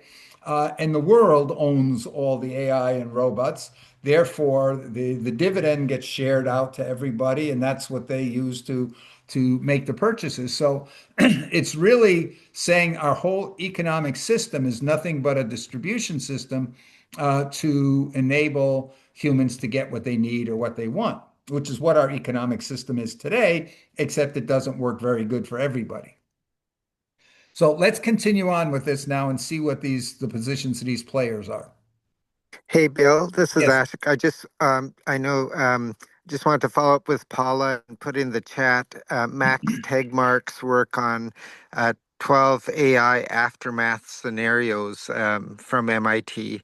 It might be in that area of between logic and scaring people. Yeah, and this is something I'm glad you mentioned about scaring people because um, while we're discussing here and I'm having this discussion and talking about, well, all the loss of jobs and yes, we've got to figure out what we're going to do with people before some catastrophe happens. I don't have these conversations with young people. I'm very much afraid, even with my grandchildren who are here, and I talked about things like, hey, how can we deal with the SDGs? How can we, I'm asking them, are you involved in trying to figure out how we can overcome certain kinds of problems, how we can overcome inequalities, for example? And I talked to them about some of the things that AI can do because AI, while it might be destroying all the jobs, it might be the thing that's going to provide us with all of the healthcare solutions that are going to remove that as a problem from our future and so forth. Scaring people without giving them hope is counterproductive. It's not getting you anywhere. They just shut down. This is why we've got to go and say, hey, we see these steps as avoiding the bad stuff, that could happen. And I think that's always important that we have that out front. Okay, let's continue. Side. This chart lays it all out perfectly. You've got the global trade unions, the ITUC, fighting to protect workers' rights within the current system, the decent work camp. Then you have institutions like the World Bank, who are a bit more cautious. They prefer targeted programs for the poorest, not these big universal systems. But then you have this exciting new coalition of civil society groups and even countries like Spain and Brazil who are all in on the post-work vision, pushing for big, bold ideas like a global wealth tax. Okay, now we see here there are people out there that are saying, "Hey, you know what? We got to think about these things, and we got to come up with different solutions." Now, I don't know in Spain and Brazil and South Africa. Apparently, I want to look and see what exactly they're proposing. Are they going and proposing that we really have to think about the post-wealth or post-work environment? Or are they just saying, hey, this is how we can fund charitable distribution, if you would, to help poorer countries develop? So that's one of the things I want to look into here in the coming weeks. It's really the old guard versus the new. And we really can't overstate how high the stakes are here. The historian Yuval Noah Harari puts it chillingly. He says, the biggest question of our century might just be, what do we do with all the people who are no longer needed by the economy? Because the real nightmare scenario here, if we don't manage this transition properly, is the creation of what he calls a useless class. It's a provocative term, I know, but the idea is terrifying. It's not just about being unemployed for a while, it's about a huge chunk of the population becoming permanently unemployable because their skills are just obsolete.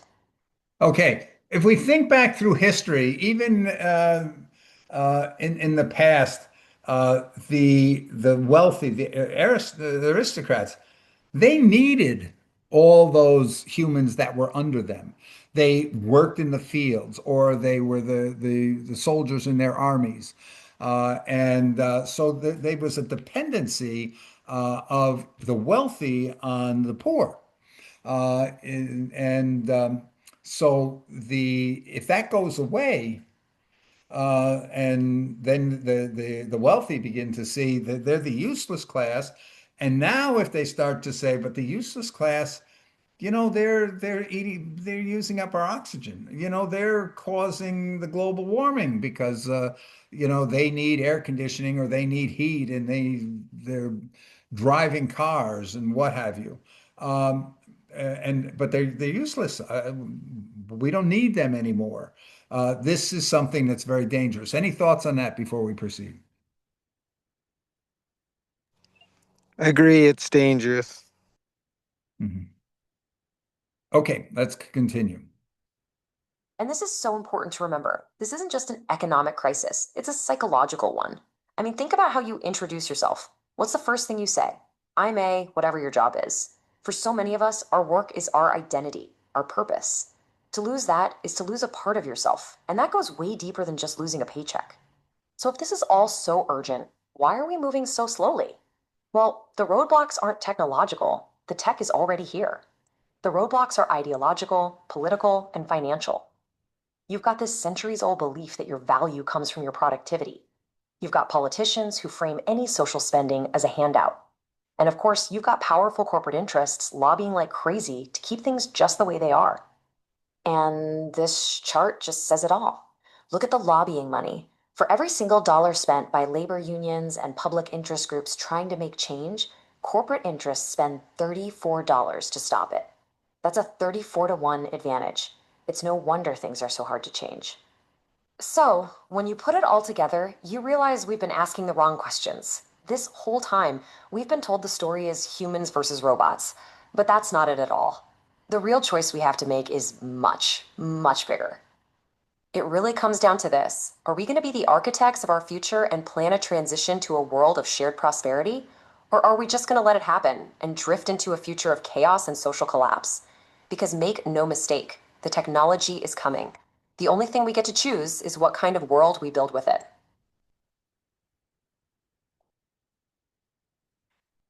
Okay. By the way, that you notice that was generated by Notebook LM using its new video overview function. That was one mouse click. One mouse click.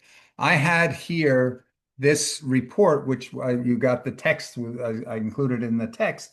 This was generated by Gemini Deep Research.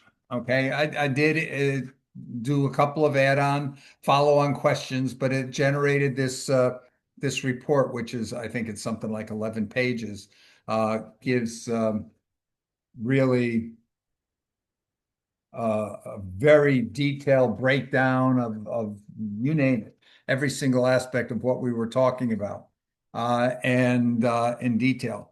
And Could you then I share loaded that that into report as Notebook. well after this? Pardon? Could you share that report with us as well after this call? It's in the five documents and videos that I included in the invite. Okay, all right, thank you. Okay, so so I loaded that into, well, first of all, when it's generated in Gemini Deep Research, you can do a one-click upload it to a Google Doc. Then I went to Notebook LM. I said, create a new Notebook LM and give it as a source. I want to take a Google Doc. It automatically shows you the newest Google Doc you've got. And I said, yeah, that's it. And it loaded it in. And then I went to source it the not sources, the one on the far right hand side. Studio, I think it is. And I gave one click to make a video overview. So this is a short prompt to deep research, followed by a one click to send it to Google Doc, a one click to load it into Notebook LM, and a one click to generate a video overview. And that's what you just saw. What are your thoughts on that? Was it any good? Did it hit any highlights? Well, Uh, Bill, the combination of your genius, Yeah. your engagement style, and this highly productive mode of um, conveying and engaging all of us, to me, I think some of it's immeasurable, but it definitely is more efficient than taking all the other time it would have and hours of work to compile. Mhm. Mhm.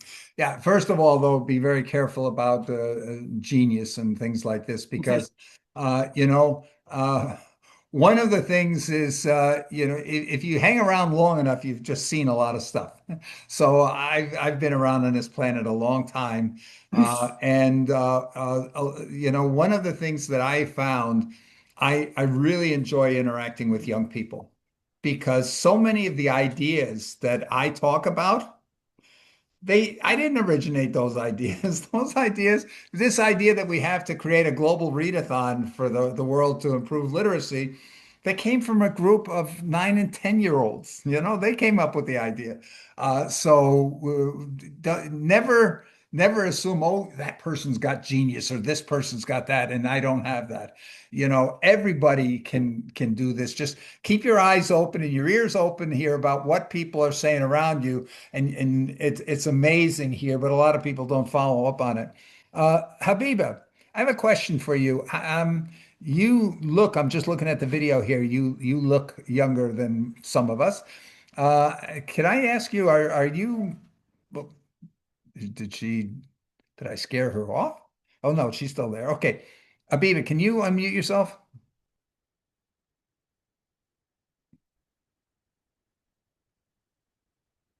Habiba Javed, can you unmute yourself? She might.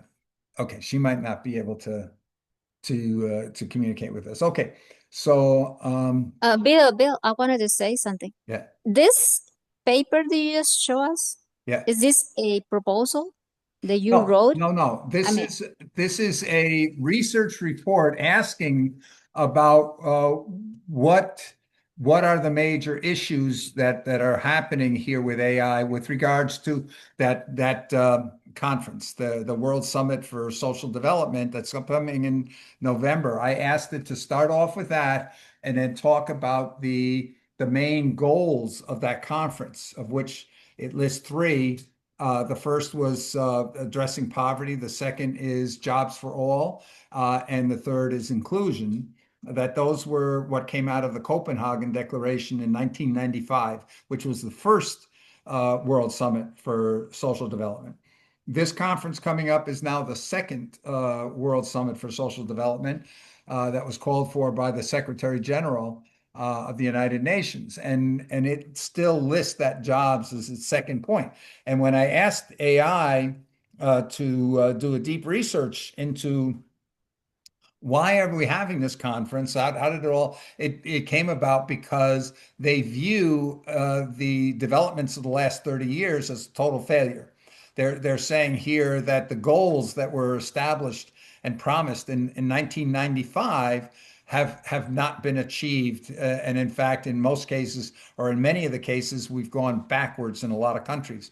So that's the reason they're calling for it. Then it went, and I said, what are the things that are happening relative to the goals and the AI and the loss of jobs to technology? It's not just AI. It started here when we automated assembly lines in a lot of companies that already started that a lot of people were displaced and a lot of types of jobs. And so then it came out and tied those together and it said here we've got to be changing we're not going to be able to achieve that full employment goal. Therefore, we've got to say what should we be doing? What should the world be doing? And we're only viewing this conference as representatives of the world. So, what should the world be doing here to achieve the goals of poverty and inclusion and so forth that were laid out in 1995?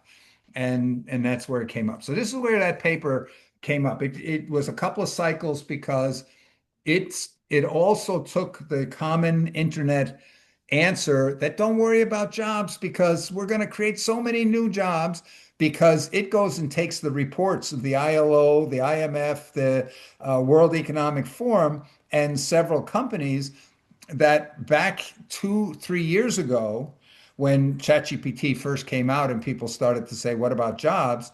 That they said, oh, okay, don't worry, we're going to lose 92 million jobs in some such and such a time frame, but don't worry about it because we're going to create 132 million new jobs. So it's going to be a net gain, and therefore it's not a question of loss of overall jobs. It's just a need to reskill.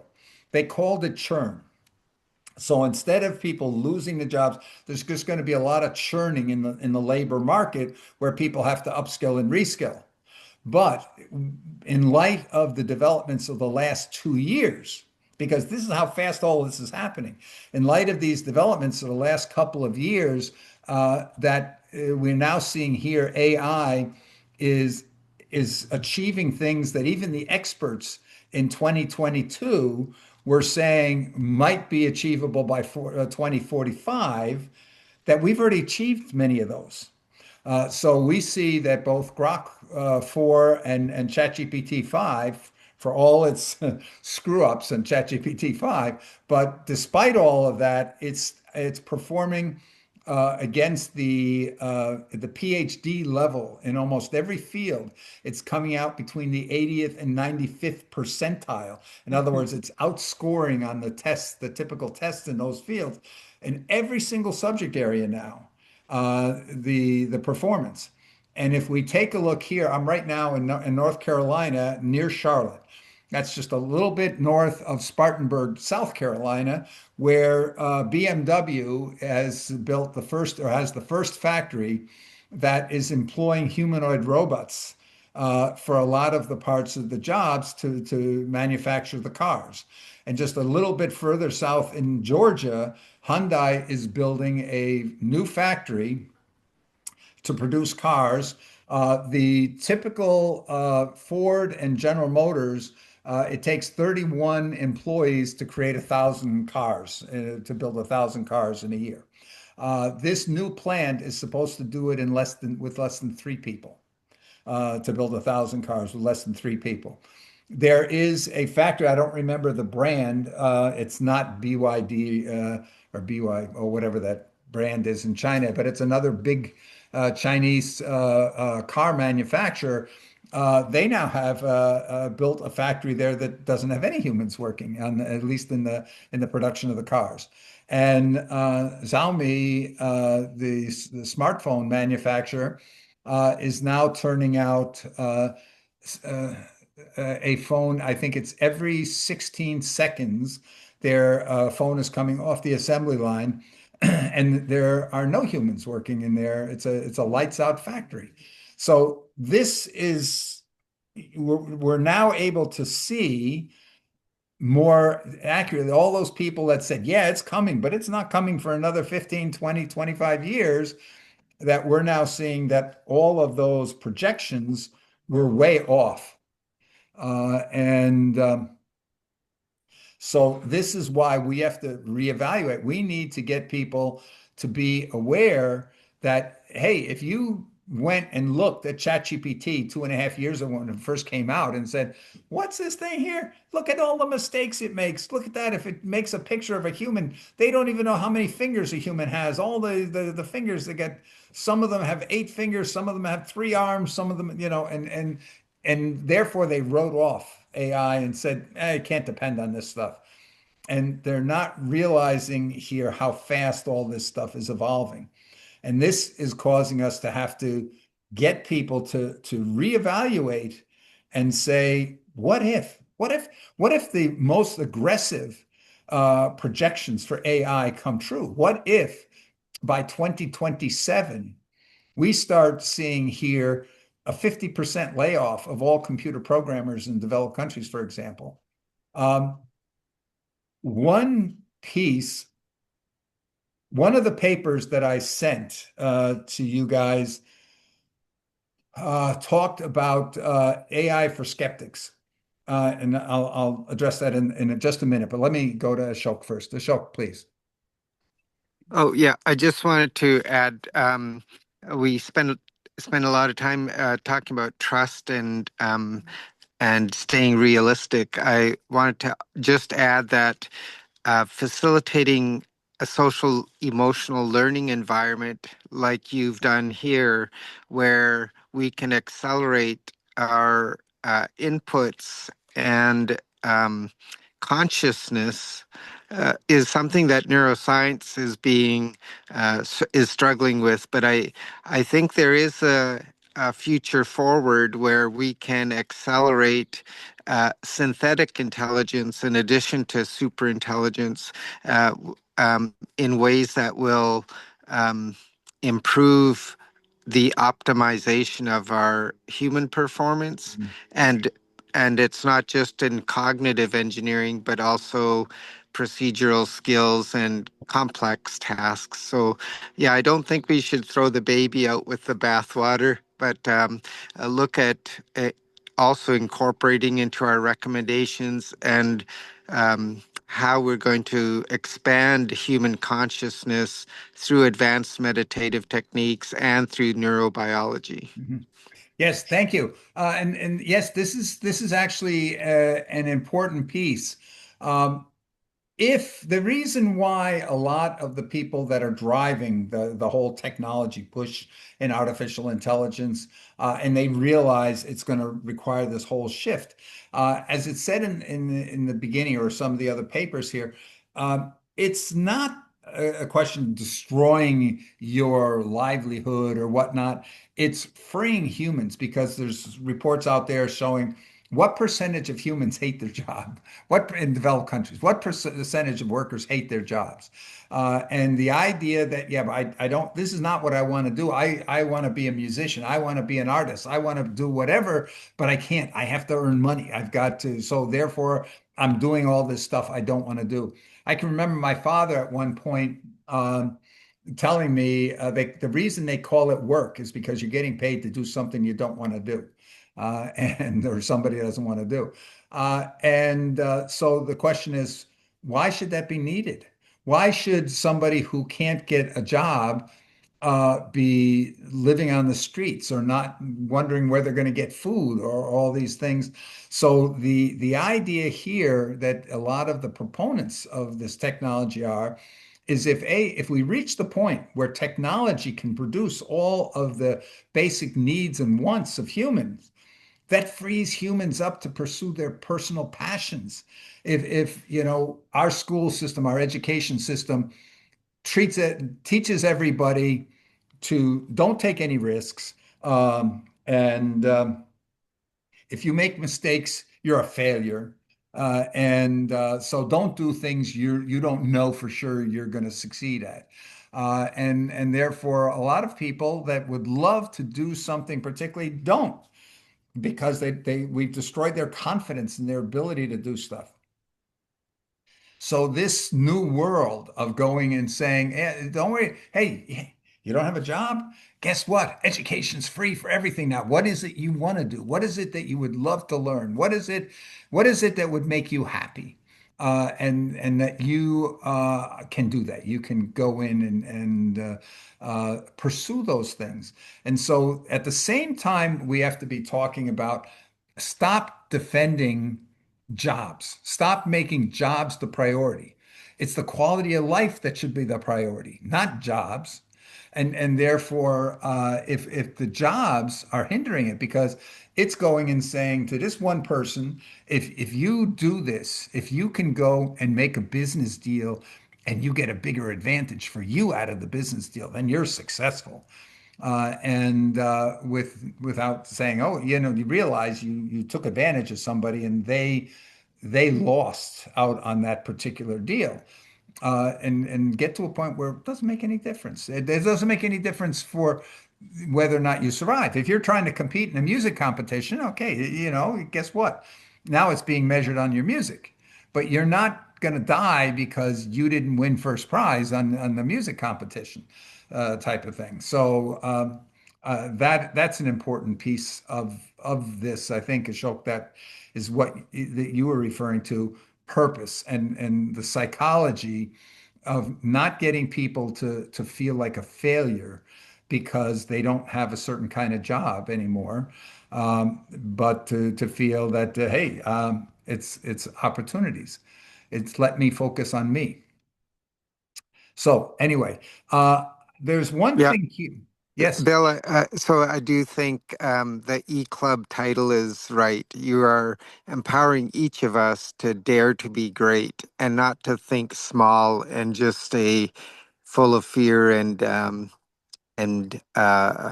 less purpose, but Yeah. really expand our ability to go for it. Absolutely. Have confidence in yourself. Believe that you can make a difference and not limit. We say here, set your goals based on what's needed, not what you think you can do. Because when you go to Rotary Club meetings and people are talking about, oh, okay, we should have a new service project. What is it we can do?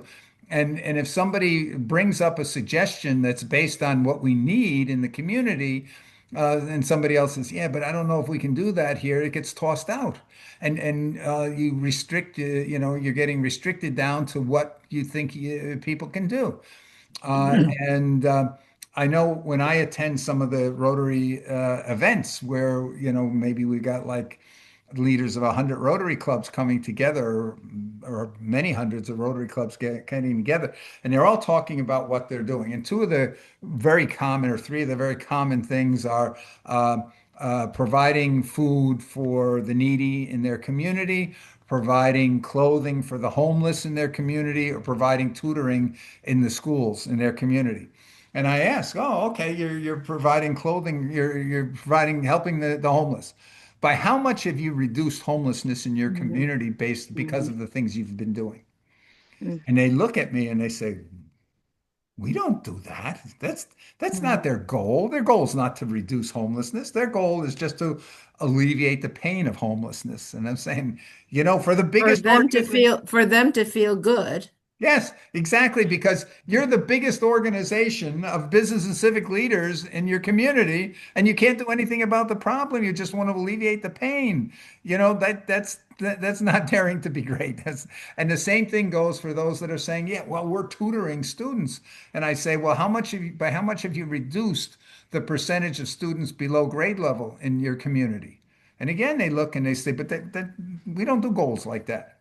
Mhm. And when I ask here and I say, if you're the biggest association of business and civic leaders in your community, what percentage of your meetings is devoted on strategic analysis and discussion of the problems facing your community? And they say, no, no, no. Our members leave their strategic Mhm. thinking at the door when they come into a meeting. uh, so it's interesting because I have a similar research paper to this one that I showed you. I have a similar one analyzing what's happened to Rotary. And it pointed out that Rotary was the strategic players. And in the 1960s, it started in the 1960s, between the 1960s and the 1990s. Communities, until then, the power was in the communities. Most businesses were small businesses or smaller businesses, and the big consolidation of businesses into these corporate empires began in the 1960s with the mobility of people moving away from wherever they grew up in into other communities. And so all of a sudden here, the power brokers in the communities, which had been those business people, They started commuting to larger corporations, and they started moving around because the corporation said, hey, we need to get a manager to go over to this location or that location. And so there became a disconnect between the real movers and shakers in the communities and the communities themselves. So the communities lost a lot of their Rotary members. So what did they do? They filled the ranks that they lost, no longer with the power brokers in the community, but with the socially minded, the people that volunteered and wanted to do something. So we replaced the strategic movers and shakers with kind-hearted, helpful volunteers, if you would. And that's Rotary. So the Rotary that was very influential in creating the United Nations and creating UNESCO, that Rotary started to decline. And it became a sort of the equivalent of the Lions and the Optimist clubs and so forth.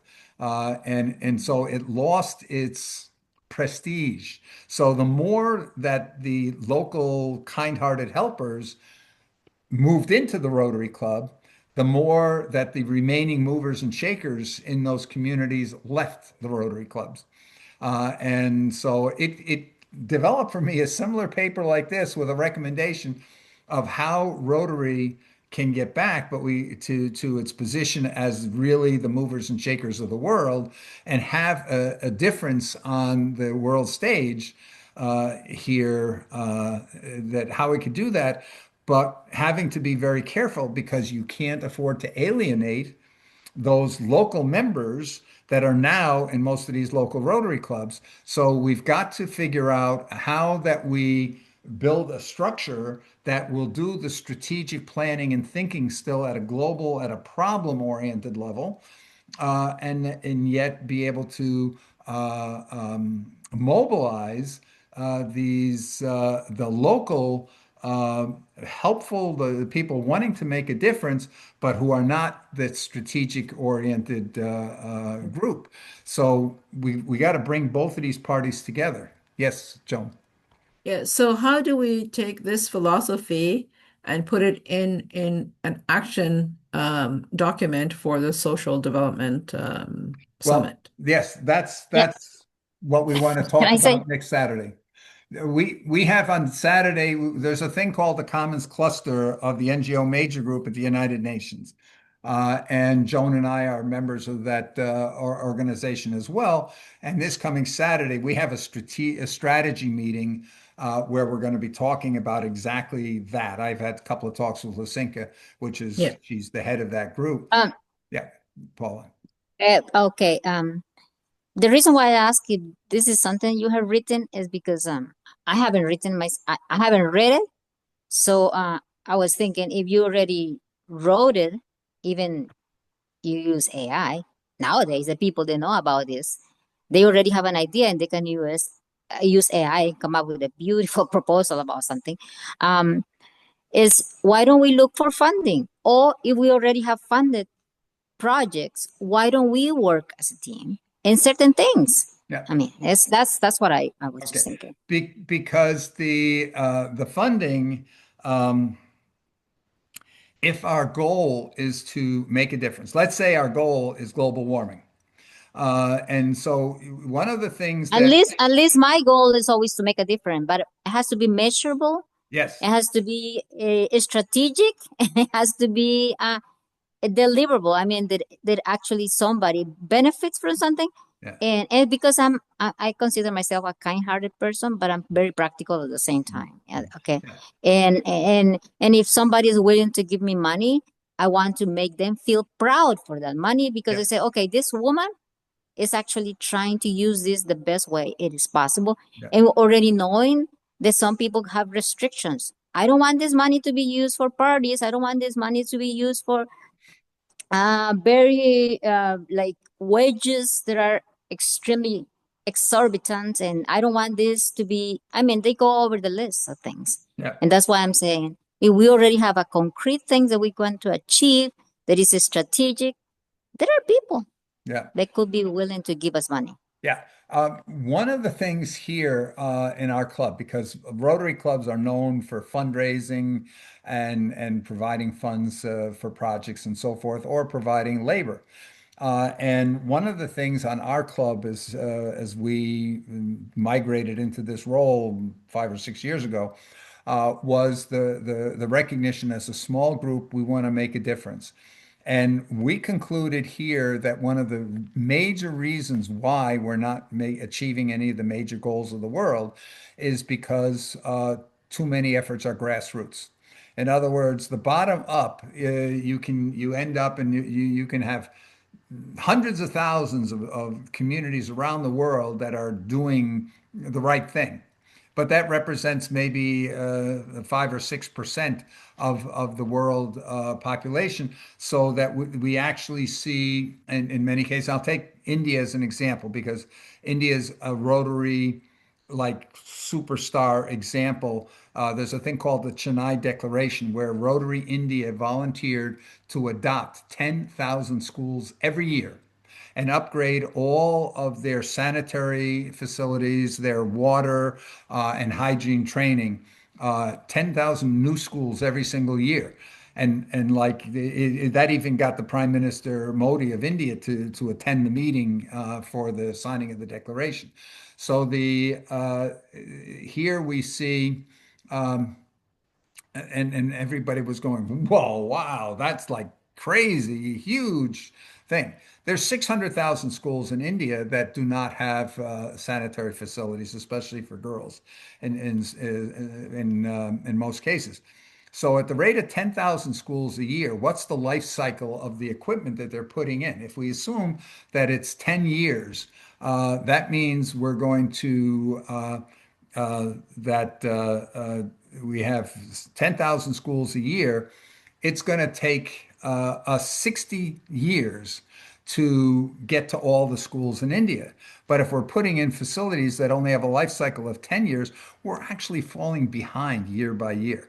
So when we go here and look and think strategically, like I said with the planting of the trees, or what it would take to have an impact on global warming, we have to start top down. We've got to start and say, look, our goal is we need to move the World Bank statistics. The World Bank statistics say to us in India, they've got so many schools. So let's come up with a plan how we're going to address 600,000 schools because otherwise we think we're doing a good job and we pat ourselves on the back, but we're not doing what's needed. And this is my little bit of objection to the idea of being practical, because until we set ourselves that goal, as crazy as it might be, until somebody sits down and say, how could we address that goal? We're not doing it. And when we think here about, one of the things that's interesting, we look at all the major corporations today, especially in the technology field. Take a look at the founders, how old they were when they founded those companies. Most of them were like in their late teens or early 20s. And why? Because they haven't lived long enough to have learned don't take risks. They haven't, it's most of the breakthroughs in the world are the people who didn't get the memo that it was impossible. And so they tried and they succeeded where most people won't try. And so this is why we have the Steve Jobs, the founder of Apple. He had a famous quote: "Those who are crazy enough to think they can change the world are the ones who do." And we asked a bunch of young people in interact age, that's typically 12 to 18. We asked why would he think that? And they said, oh, it's because the people who think they can are the ones who try. And only those who try can succeed. And so this is why the tagline of our club is the go-to place for those who are crazy enough to think they can change the world, the whole world, and daring enough to try. Right? So most Rotary clubs, they say, how much money did we raise this year? Or how much money did we hand out? Or they come out Yeah, and Bill, but I wasn't thinking about money using from the Rotary Club. yeah, I wasn't because I have a foundation and I I write proposals, and if I get funding, I mean, that's what I meant. I'm not thinking about using the Rotary Club funding because you guys already have the objectives. I'm thinking about why don't we people just outside the Rotary Club, even though this is a the Rotary Club, why don't we actually, if we have synergy, why don't we find something that we can do together or help us each other do Yes, something? but the question is here, we have 12, roughly 12 project concepts that we've defined in the club. One of them which is to radically reduce illiteracy worldwide. Yeah, And I'm all for it. right, That one is. right. And we don't expect that to cost anything, but we expect that to actually raise somewheres in the neighborhood of $2 billion. So in other words, the idea that, oh, it takes money to make a difference. That's where we say, hey, no, the coin of the realm of our club is not money, it's ideas. We need ideas. We need to be the think tank facilitators, and we need to be the influencers. Now, the influencers, not necessarily of people who are going to donate money, but people who can make a difference. A commissioner of education of a state that would say, hey, you know what? We are going to go to a mastery model, mastery-based model, where students learn to achieve at their own pace, and they don't go forward until they have the foundation needed to be successful at the next level. Things like this, or to go and say, it's not about whether you learned chemistry or algebra. It's a question of whether you've learned to become a independent learner who can be a successful lifelong learner. Because whatever you know right now, you're going to need to know new stuff here very shortly. Not necessarily for your job, but for now, right now, maybe still for a job, but in the future, because you just want to know. You want to know, how do I fix my faucet? You want to know, how do I cook this meal? You want to know, how do I grow this plant because I want to eat it, right? So, this is sort of a mindset. And I have to say, it's a little bit tough because we have to distinguish between those people that say, oh, wow, I really love your ideas. Good luck. And they leave. And those people who say, oh, wow, I like that approach. Hey, how can I help? How can I be part of that? Right? And so this is a little bit of a challenge, a little bit of frustrating for me because yes, we had, there's a lot of people who are saying, okay, what have you actually accomplished? And so many, because our focus was education up until COVID, because it was only in the end of 2022 that ChatGPT came out and the focus of the world changed to AI, moved over to AI. But until then, our focus was education. And what happened? 2019, we had all these great ideas to kick off a global readathon here and mobilize hundreds of millions, hundreds of millions of young people with ideas. Excite them for ideas, excite them for the thought, I can. And then COVID hit us, and everything had to come to a stop. And it's really only last year that many parts of the world have gotten their kids back in school, or at least the most of them. Some parts of the world still don't have the percentage of kids back in school that they had before COVID. Um, but anyway, so that's a little bit here. I do want to mention one thing because, okay, Joan, I'll let you go, and then I want to mention one thing here because the question that people are raising is the likelihood that all this AI stuff's going to do that's so low. We don't need to concern ourselves with that or whatnot. And I want to bring out a very important aspect to be aware of on that. But Joan, go ahead, please.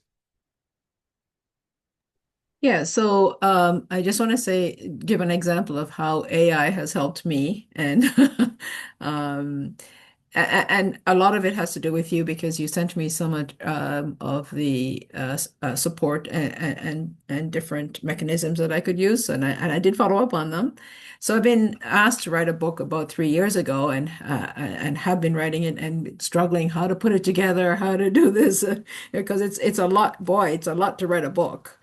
And so I've, with the help of AI, I actually put it in the chapters and really, so they didn't write it, I wrote it, but it really helped to put it together. So a tremendous help. Making suggestions and recommendations. That's what I asked it for, verifications, which I then verified. But I actually presented at the eClub, the Rotary eClub, and said, I've written this book, and one of my goals is to get as many people in the world to grow victory gardens as possible, to create a world of victory garden. That's my goal, is to create a world of victory garden because I'm obsessed with the victory garden.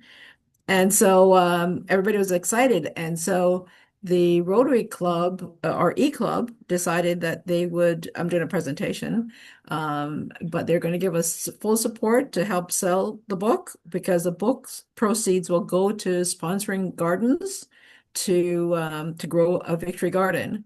And so it's right up their alley. So I just want to say that, it all comes together if you really have and focus on an idea. I mean, people used to laugh at me when I used to talk about the Victory Garden like 20 years ago. I ran a Victory Garden, as you may know, community garden for a great many years.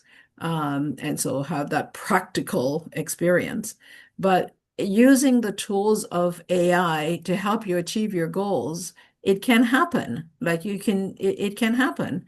And putting it into what do you need to have in place in order for people to buy in.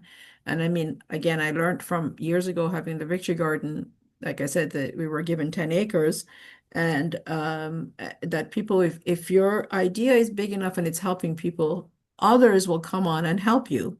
And I mean, I also had an international IP specialist that is a friend of mine, but he volunteered his services to help me to protect the book. And I'm like, oh, my mind didn't even go there. But, it's that sort of thing. He says, no, Joan, I love your vision. So, you need to put this protection in place. Oh, okay. And so, he's doing the trademarking and the copywriting and all of that for me for free. So, I see a world of Victory Garden happening, so, and I'm very happy. Yeah. Well, yeah, you've sort of come along that journey with me, haven't you, Lloyd? So anyway, I just wanted to say that. Okay, thank you, Joan. Yeah, I think here I have very similar experience, even though I've worked on the fringes of AI for 30 years since the mid 1990s. I find here that how I use AI has dramatically changed over the last 2 years. I see that when I'm talking to other people that are using it and are saying, "Oh, I'm using it to create this, and I'm using it to create that." Yes, I do use it, as you saw that video, one click to create a video like that. But the most of the time, I'm asking the questions of why and what if, more so than what. In other words, not asking so much of the factual, but trying to understand why things are the way they are, or understand how things might unfold in the future with various situations. And the words that you pick, because you've learned that if you use this word, it will restrict Yeah. or it'll point you in a particular direction. Yeah. But if you use another word, it will be either broader or you can narrow the focus down to something here. And I find it really has improved the communication that I would put down in writing. And I think one of the things, Joan, to your point on writing a book, is that you can now start off with what's the purpose of the book, and then go into what's the purpose of this chapter. And one of the things that I started doing, is even taking reports like this one. After I've gone and made the report, I go back to Gemini Deep Research, and you can load a file, and then I ask it to do deep research critiquing the Yeah. previous report that it made. Sometimes the results of that are really even more interesting than the Yeah. original report itself. Okay, so I wanted to, though, bring out one thing, because a lot of this is, come on, this, AI, it still has so many bugs. It still hallucinates. It still can't do this right. My daughter was pointing out that she's looking to take a trip, and it came and recommended a hotel for her, and gave her all the review, because she goes through and gets reviews and everything. And then she goes and finds out the hotel was closed 2 years ago. And so she's saying here, I don't have time to waste all my time going and having to double check everything. Oh, by the way, if you haven't seen it in Gemini, if you do a deep research in Gemini, or you do any question in Gemini and you ask for an answer, when you get the answer, down at the bottom of there's thumbs up and thumbs down. Do you like the answer? Don't you like the answer? And so forth. But over on there's a thing with some vertical lines in the middle. If you click on that, it's got a new feature called double check. So you can now click on the double check, and it will double check the answer it just gave you and see if there are any sources that disagree with what it said, or where it's made statements that it can't find any corroborating evidence to support. And so that's new. Anyway, but one of the things that is driving the develop. Oh, by the way, one thing that's important to know on the double check feature, that only comes if you've asked for factual information. If you've asked for opinionated type information, it does not have a double check. So just to be aware of that. Okay, so what makes me think, and a lot of the other people that are evaluating the speed of which this is all happening, what makes me think these things are going to go that fast? And the one biggest thing is something called RSI. And RSI stands for recursive self-improvement. In other words, when AI first hit the scene about 4 months after ChatGPT was first released, there was a want ad in I think the San Francisco area offering $335,000 for a prompt engineer. And then everybody started talking, wow, okay, prompt engineering, that is the future. And then we started to see that people started to have ChatGPT write the prompts. Say, I want to know this, I want to know that. Give me a prompt that is going to establish the context of what I want to know, to limit the hallucinations and do all the things. So give me a prompt. And a well-structured prompt could be the equivalent of 2 pages. All right. So, we're used to writing 2 sentences as a prompt, and here a really good prompt that sets the context, that sets the perspective. What's the role that the AI sees itself playing? All of those things, AI, this is called meta, a meta level. So a meta level is not the level that does it, but the level that defines how to do it. And so prompt engineering today, the best prompt engineers are the ones that know how to use ChatGPT or know how to use AI to get a really good prompt. Yes, Lloyd. Yeah, I was going to say on that point, there was actually two things I wanted to say. And so I'm using a Notebook LM quite a bit as well, and I've been producing these videos. I actually just for the last couple of days, I've been during our Zoom calls, I've been presenting them as well to our members. Actually, Jerica saw one yesterday on our call, but now in Notebook LM, because the prompt area I think is limited to 300 characters or something like that.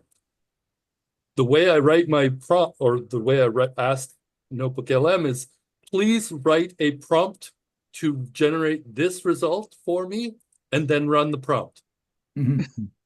So it'll write pages of prompt Yeah. that would never fit in its chat window Uh-huh. and then just run it.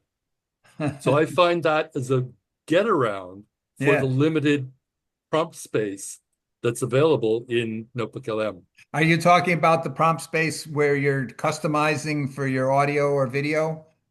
No, I'm talking about the center part, Oh, okay, okay. right? Because You- that only allows 300 characters, I yeah. think. I, And so I just tell it, write the yeah. prompt to achieve this, and then execute it. That's really a very interesting way to do that. You know, it's surprising. I don't use the Notebook LM chat section pretty much at all. And the reason is because I'm waiting for it to be the voice version. I just want to be able to talk to it. I want to create a knowledge base of and then just be able to talk with it. Because once you have that, guess what? You put in your earplugs and you go take a walk. And you The other thing, yeah, the other thing I wanted to say is for the first time yesterday, based on my one of my notebooks in Notebook LM, um, the report that I asked it to produced something new that wasn't in any of the source documents. And so I was curious, puzzled by that. I haven't gone back and asked Notebook LM, how did you come up with that? Because it came up with something completely new that I had not included in my source documents. Yeah. Because then I went back and looked at all my source stuff, and that wasn't there.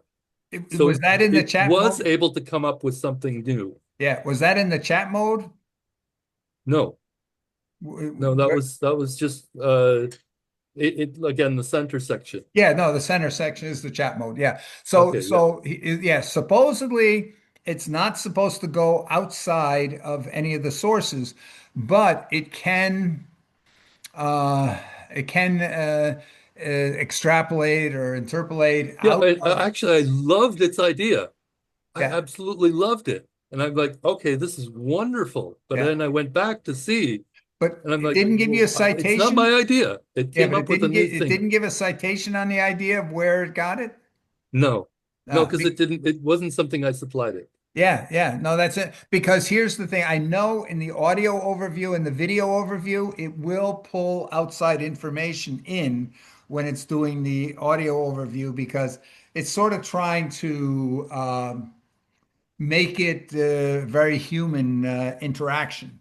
And I have found very often, especially when it comes to looking at AI and the speed with which AI is coming or things like that, that it will actually say, well, yes, the sources say this, but that's contrary to all this, and it starts going off into the things it's contrary Yeah. to. But I did find as well, I think it was a couple days back that I was intending to send a link that somebody shared with us to ChatGPT, and I wanted to ask ChatGPT, could you give me a summary of what's on this web page that this person saved the link or shared the link with me? But I ended up putting it into Notebook LM instead and asking the same question, give me a summary. And it did give me a summary, what was on the page. So it is going outside into the world to go read stuff. Yeah, yeah, yeah. No, all this stuff is evolving, but I do think when the voice version comes out now, the supposedly in October, we are going to see some very significant new developments with regards to Gemini. There are rumors that it includes Gemini 3.0. There are they are taking like we have Alexa from Amazon that they've made Alexa Plus, but it really doesn't do much. But Gemini They have you have the same smart speaker type things out there for that. And you've got the watch and you've got the earbuds and so forth. Supposedly, they're going to be releasing the full intelligent Gemini into all these smart devices at some point in October or start the rollout for that. And one of the things that was introduced about a week ago was this Made in Google conference that they had, that their earbuds and their watch, they have put the actual CPU, the artificial intelligence, their Tensor G5 series, which is their latest AI chip, into those devices, so that you're now able to hold real conversations, or if you want to translate something with your earbuds in and somebody's talking to you, that it instantaneously translates it into your language. Oh, I That want one of those next time I go travel somewhere. Yeah, so they demonstrated it, and supposedly we're going to start seeing those. But as I say, the interesting thing is the rollout into the devices, which I understand the Nest devices, and they gave the sequence of the devices because some people have really old devices, they might not be there. But here's the thing: the drive to all of this is the drive to having a single interface, because when you use your earbuds, you've only got a single interface to whatever it is you're trying to do. And the idea is that you're not going to have to pick apps anymore. You're not going to have to do anything. You're just going to tell this what you want, and it will develop agent technology. Oh, and agent technology is something that's very important to mention. If you've been following what is possible with agent technology, that's really exploding right now as well. Even a couple of months ago, I found it very frustrating to do some of the stuff with it, but it's really getting more and more powerful and more easy. But using the same meta idea of having the AI develop the prompts to talk to AI is starting to apply to agent technology. In other words, instead of you having to go and describe the process that you want the agent AI to do, you just say, this is the result I want, and it goes and develops the whole process of how it would do it, and then creates it. And if you don't like it, you ask it to make a change. So again, this idea of self-improving AI it's coming gangbusters. It really is. And this is the reason when we talk and people say, but it can't do this and it can't do that. Well, when we look here at the speed at which AI is doing coding, writing computer code, and we figure the speed that it's writing computer code at, and now include in that it becomes self-improving. Just think, somebody equated it to, think here of somebody that's raising dogs, right? And you're raising pedigree dogs. And so you want to take a particular trait that this dog race has, and you want to go and get that in the DNA. So you select the dogs that you pair so that they will generate the trait that you're looking for. And it may take 10 generations. Well, how quick is the generation for a dog? And that's how fast you can go and influence the development of a particular trait.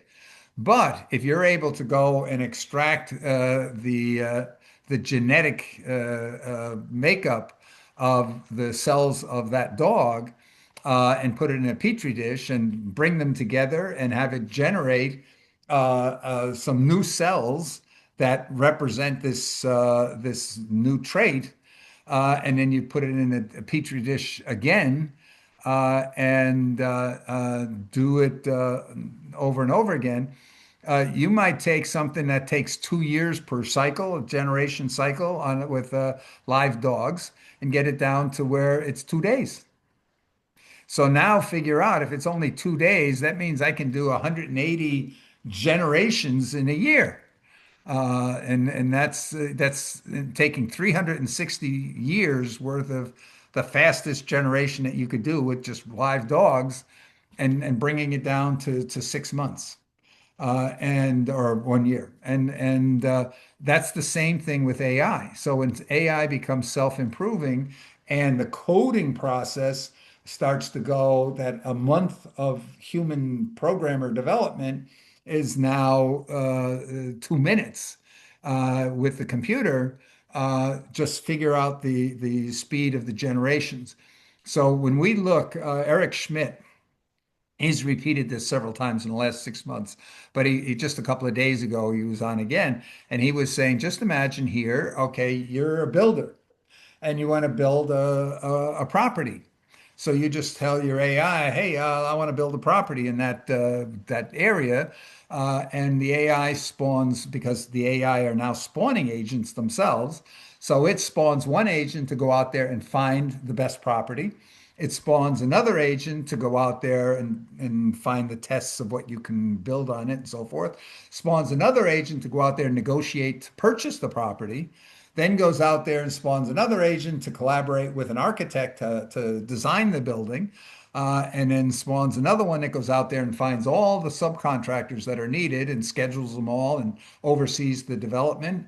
And then another one that even takes them to court if they don't deliver on their schedule and so forth. And then finally, the whole thing is done, and the next one comes out and develops all the marketing plan to sell the building. So he brings out that example. Well, if you can do that example, what is it you can't do? Is there anything you can't do at that point? And so if that's happening in every field, and Ashok had to leave us, unfortunately, because as many of you know, he's works at the Mayo Clinic, and just about a month ago, they had a major breakthrough in that they discovered a new way to identify very, very, very early stage pancreatic cancer. That if that had been known a few years back, Steve Jobs might still have been with us. But so this is like a huge breakthing. So we're seeing it goes all the way back to Watson with IBM about 10 years ago. The diagnosis capabilities in medical field, and the selection of the proper treatment for those diagnoses is getting so much more accurate because of AI, that there's this bet going on supposedly in Silicon Valley, as to when will it be considered, what's the term, when a doctor does something wrong, that it'll be considered Misdiagnosis. not a, no, no, no, Malpractice. malpractice. Yeah, Uh, it'll be considered malpractice if a oh, human doctor diagnoses a patient themselves. And that it'll be, the law will require that you will have to use a certain level of AI in diagnosing and treating patients, simply because the human can't keep up. It's sort of like when San Francisco caused the withdrawal of one of the self-driving car brands because it got into a couple of of accidents.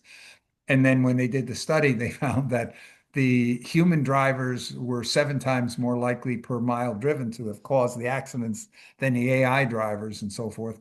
And then they said, it's coming back. And you've got a situation in the state of Thuringia in Germany. Mercedes came out about 2 years ago with a self-driving truck. And but they said they expected to take 10 years to bring it to market.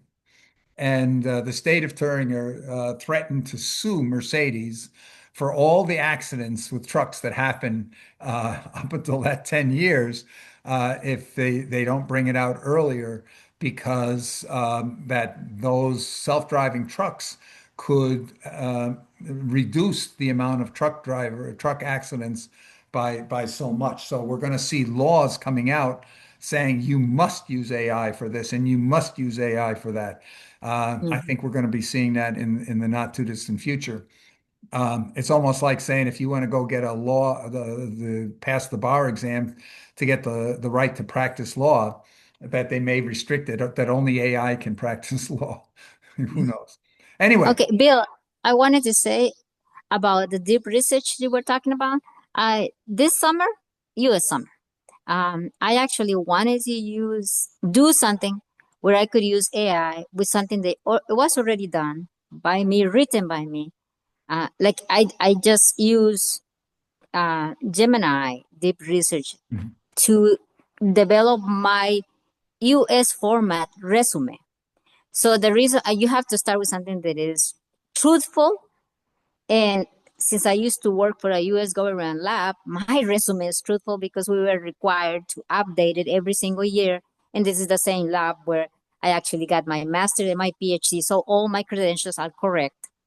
And I started adding whatever I did over the future, but all over the past years, but including every certificate, certification, or anything authentic. And I started asking, okay, write me a resume. And at first it was like 5 pages. My resume as a US government lab, it was about 10 pages long because we are allowed to put presentations, papers, publications, and all that kind of stuff. People's resume in general should not be longer than 2 pages or five. So I started working. And when you said that AI hallucinate is correct because every time I was doing this, I had to read it. And so you can't take the first, what they generate the first time because there are mistakes. And this is very tiny mistake, but if you don't actually check you can actually upload a mistake in there. So it took me like 5 days, 5 days to generate an authentic resume using an authentic resume to begin with, adding all the certificates I obtained over the years after I left the U.S. government lab, and also reviewing and doing all kind of stuff. So I got two versions. One that's 5 pages long, and another one at 2 pages long. So it is possible, but you still need to be very careful. Another This thing that I've been doing lately is I took like a webinar. Now the government, U.S. government, is actually promoting the use of AI to write proposals. I remember writing my proposal. It used to take me 6 months to get a good proposal. Now, actually, it takes less time, but still, you have to be very, very careful. This is where it would be very interesting if you would take the process you did, take the results, especially of the early ones, and see if that double check feature is there for that. So if you go Mm. back to in Gemini, go back to where you submitted that and where you got the answer, and it's let me see if I can find real quick the screenshot of this. Just bear with me a second.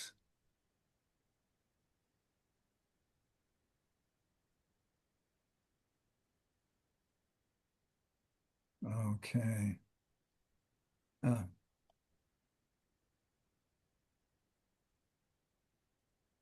um, okay, I turned it off. Let me say, um, what are the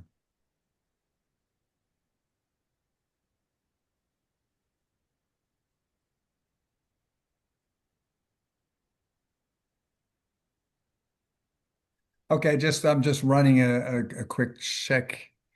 Okay, let me share. Okay, so I just asked something definitive. Lyme disease, show me the symptoms. What are the symptoms of Lyme disease? Up at the top of my screen, this is the question I asked, and here's what it came up with and saying what these results are.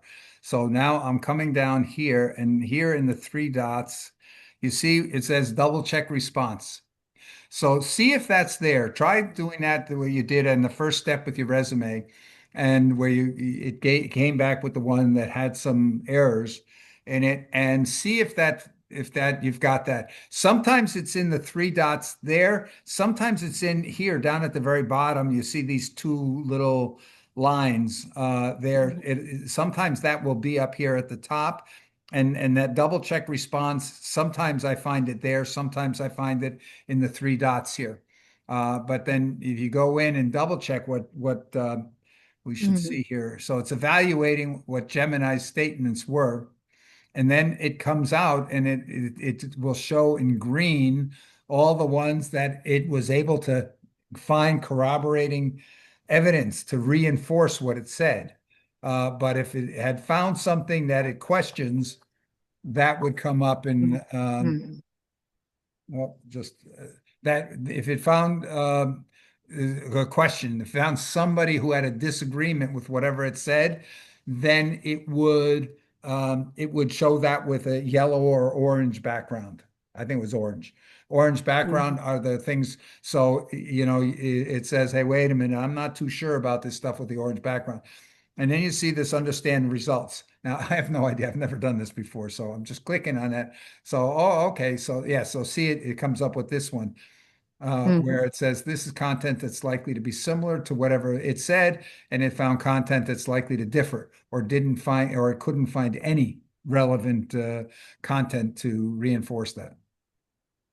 So I think this, like they always say, AI is the worst it's ever going to be because it's getting improved almost day by day. And I think this is an example of that exact type of thing. You need to Okay. teach Yeah. RFK how to use this. What's that? Need to teach RFK how to use this. Mhm. Yeah, yeah. That's good. Okay, let me stop the share on that.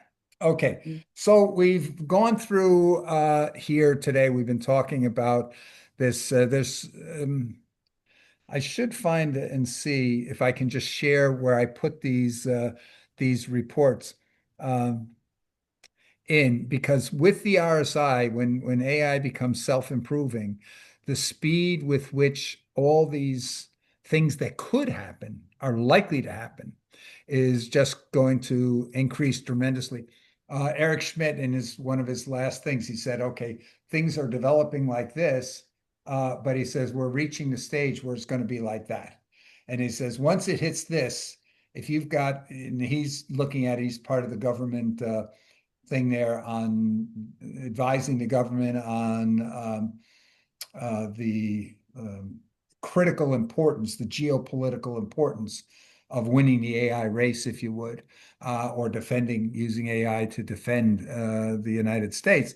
And he says, whoever hits this point first, even if it's just a few months, the opportunity for the other side to ever catch up becomes zero. Mhm. So this is what the US is driving for, and it's forcing China to do the same thing. It's when the US came out and said, you know what, we're going to block the shipment of the latest AI chips to China. Oh, what did that do? That forced the Chinese to say, we're going to double the investment because we got to come up with our own chips because they're not Mhm. delivering chips to us anymore. So what do we got? Mhm. We got Huawei here that is very close to NVIDIA now in its chip production. This whole geopolitical competition thing here Mhm.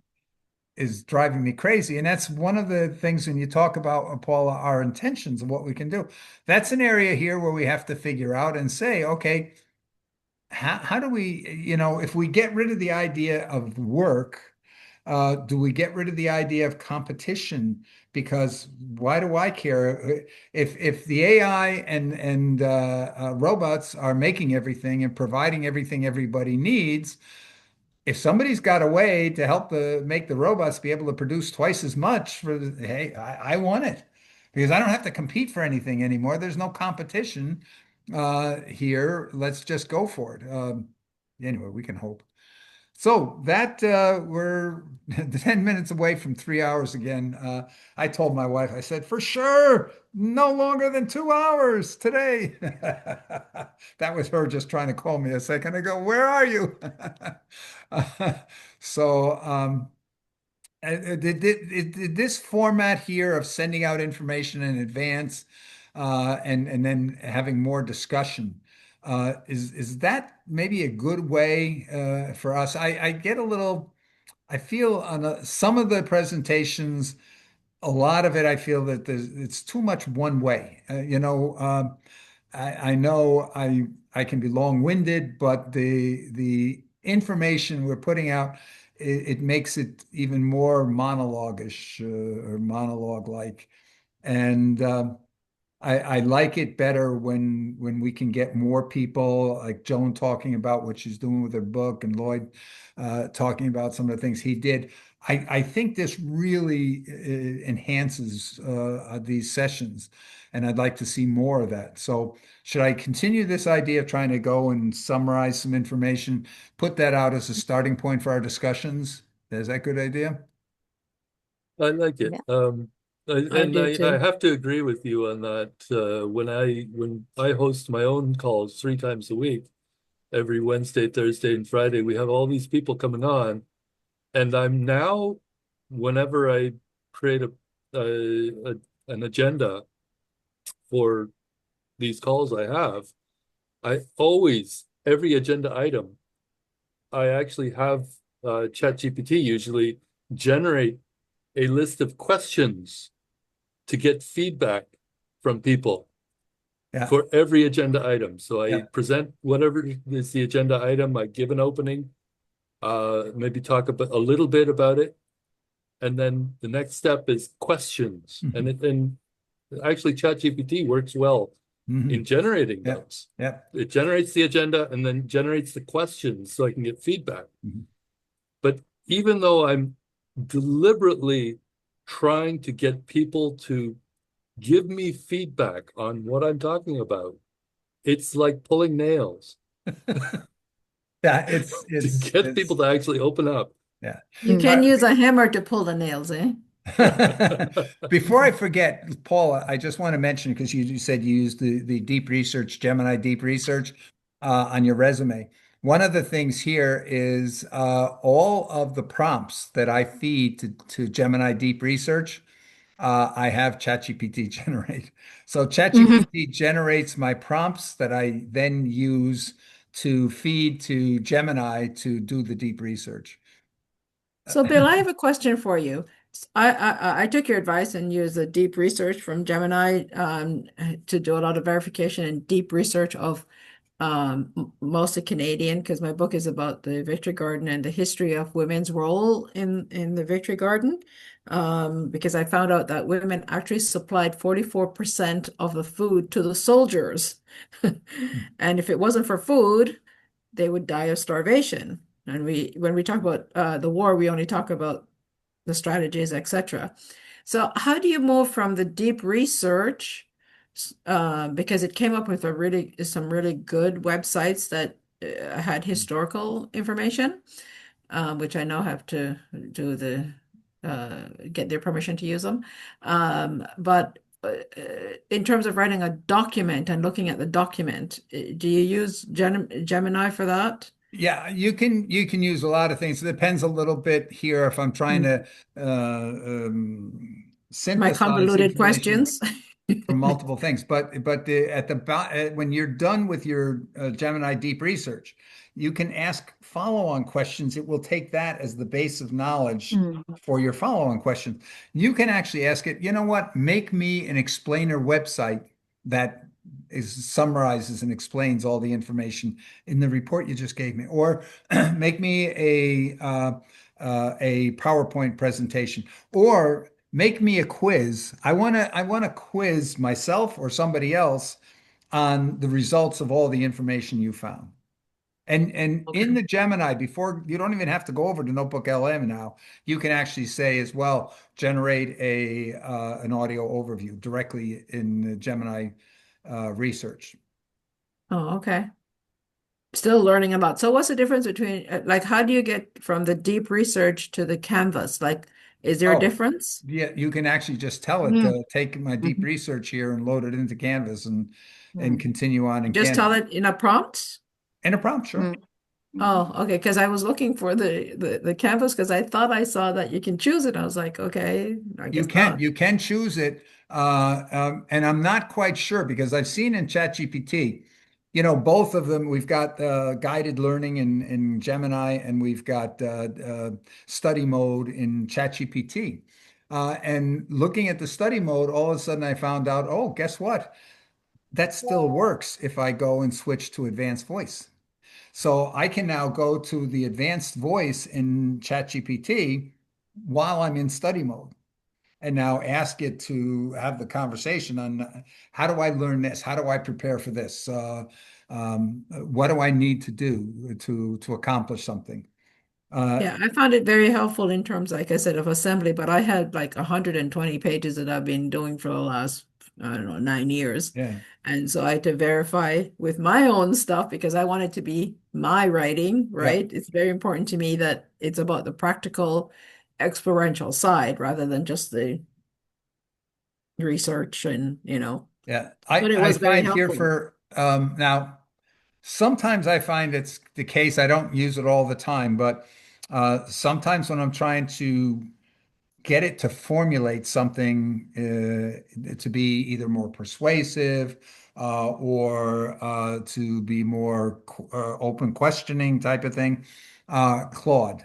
If you go to Claude Anthropic, and generally speaking, what you can do is you take that document that you've got, and this works, I think, with ChatGPT as well. You take your the output of your deep research in Gemini, and up at the top where you got your three buttons up there, you Hmm. go and select post it to a Google Doc. So it'll Hmm. create the Google Doc for you. Then you sometimes have to wait a little bit depending on your Wi-Fi to make sure it's there and it's registered in your Google Drive. But then you can go into ChatGPT or go into Claude or even back into Gemini and say, oh, I want you to load this document. I want you to load a file in, and you can load actually multiple files in. And now you switch over to voice mode, and now you can talk about your file, whatever you created. Hmm. And then you can say, well, can you verify this, or what's the story on that, or is that well written? And you can do the same with Canvas. You can go, but you have to be careful. When you load a file into Canvas, especially in ChatGPT, it basically rewrites it while it's loading it. So you don't get the original unless you ask for it. You have to say, load this verbatim.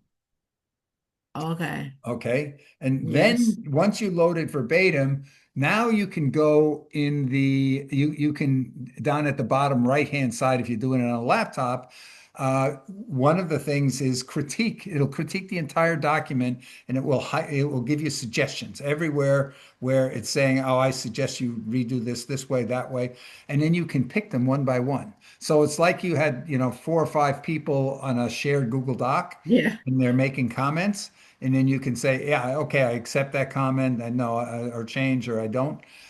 It's like that, except ChatGPT is that other party that's developing the doc with you. But with ChatGPT, at least when you're in Canvas mode, um, you can either accept their suggestion as is, or you can suggest it, and then you can literally go and modify the text on the spot. You don't have to redo the whole document or whatever. So it's really good if you've got a long document, a lot of suggestions, but you're finding, I like my formulation better. But sometimes you find out, oh yeah, well, I like my formulation better, but they picked a better word for something. So then you just go in and just cut and paste and select that one word to replace that one word. But you can also go in at the same time. Um, Now, again, this gets to the same frustration I have with Notebook LM. Why can't I just talk to it and tell it what I want? I don't know. I haven't seen it because I haven't used ChatGPT for this purpose in the last week. But what I'm looking for is that when I'm in Canvas on ChatGPT and it goes and it gives me these choices, that I can say, okay, perform the critique, make your suggestions. Oh, go down to paragraph 3. Hey, yeah, or go to the next suggestion. Hey, I like it. Okay. I just want to say it. I don't want to have to touch the keyboard. I don't have to do it. I just want to tell it yes, no. I want to just talk to it. Same thing with editing videos or editing images. Mm. I've already seen the demo, so I know it's doable.